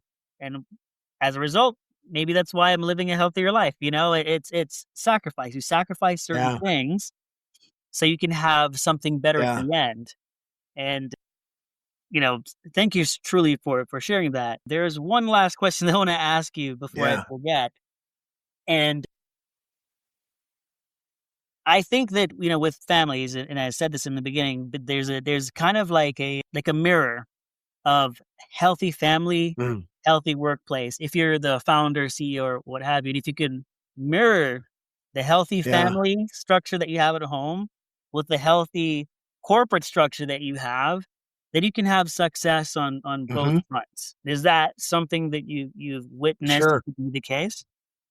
Yeah, and there's a methodology that I think is really, really missing in today's families and in today's culture, but also in today's business societies and practices, and that is expectations. We live in a society that says that we have to dumb down our expectations so that people can meet them. And I think the opposite is true. I think we have to raise expectations and hold them higher so people can strive to meet them. Because I did a job on a large military base, and we went on base, and the head civilian at the base came to me and he says, so I need to understand your quality procedures. And I'm like, okay, our quality procedures are wrapped up in a sentence. Are you ready? And he's like, I want a book. I'm like, well, we can't give you a book. If you want a book, there's an ASTM book we can give you that will detail that. And he's like, okay, I'll play along. What is your sentence? Perfect is good enough. His response was unbelievable. He said, you're going to discourage all of your people. Your people will hate working for you if you expect perfection. And I said, no, sir, I don't expect perfection. I just know that perfect is good enough. And if they strive for perfect and they hit awesome, you're going to be the happiest customer on the planet. And he's like, well, I'm going to roll this up the food chain. Well, fortunately for him, by the time he got backed off the food chain and told me that he needed a book, we had a book for him, and it was an ASTM book that was 400 pages long, and it cost $175 to get it. And it tells us how to put up towers and how to maintain towers and how to do it safely. But it had nothing to do with the quality of the product that we actually had already built for him on the site where it was. Because perfect And was good so enough. I would tell you that if you have expectations for your children, that's their grades, that's their behavior, that's how they respect their mother, that's how they don't fidget because they don't have an electronic, that if you have expectations for your employees that they keep a clean truck, that they make sure and make safe decisions at every turn, it's no different than my wife having expectations that I'm going to be a good provider and come home and take the garbage out. And like, man, it's part of everything we do. So raise those expectations, America, and let's show everybody in the world what it looks like to be a winner. Yes. Yes. Yeah, Jim, It's easy. it is. It's easy because perfect is good enough. I love that. We should Yeah. do that. You should put on that on a shirt. That should be Yeah. on a shirt. It should be. Jim, it has been a great time having you, and truly, thank you for reaching out, and thank you for being a part of the podcast. It really means a lot to me because I've never intended on doing a video podcast, and something told me that this was going to be the one that I was going to do it, and so that's why All right. this is the first. So, Jim, you're the first right. on the Magnificent Ones podcast to be on video because normally I was just doing audio only.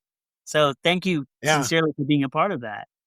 Okay, man, I'm so humbled to be able to impact your audience. Hopefully, something that I said could impact someone, and now Sarah's going to be really happy that I used our word.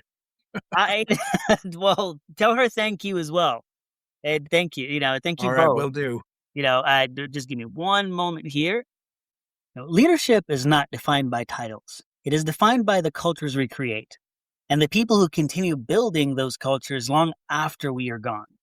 The strongest leaders understand that relationships, trust, shared purpose are not built in a moment. They are built through decisions repeated over years, sometimes decades.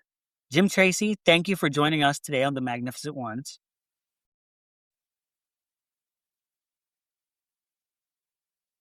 Three conversations, one foundation. Purpose, development, culture. These discussions did not receive the rollout they deserved at the time. But leadership is not measured by timing. It is measured by impact. This episode is an amplification, a cornerstone, a reminder that meaningful leadership is intentional and never accidental. If this podcast challenged you, good. Clarity often does. The point here isn't consensus or reassurance. It's to leave you more precise than when you arrived. Keep what sharpens your thinking. Discard the rest. But don't confuse familiarity with truth. If this conversation mattered, follow the podcast and share it selectively with people who value depth and not noise. Until next time, stay disciplined with your thinking, selective with your attention, and honest about what you're really optimizing for.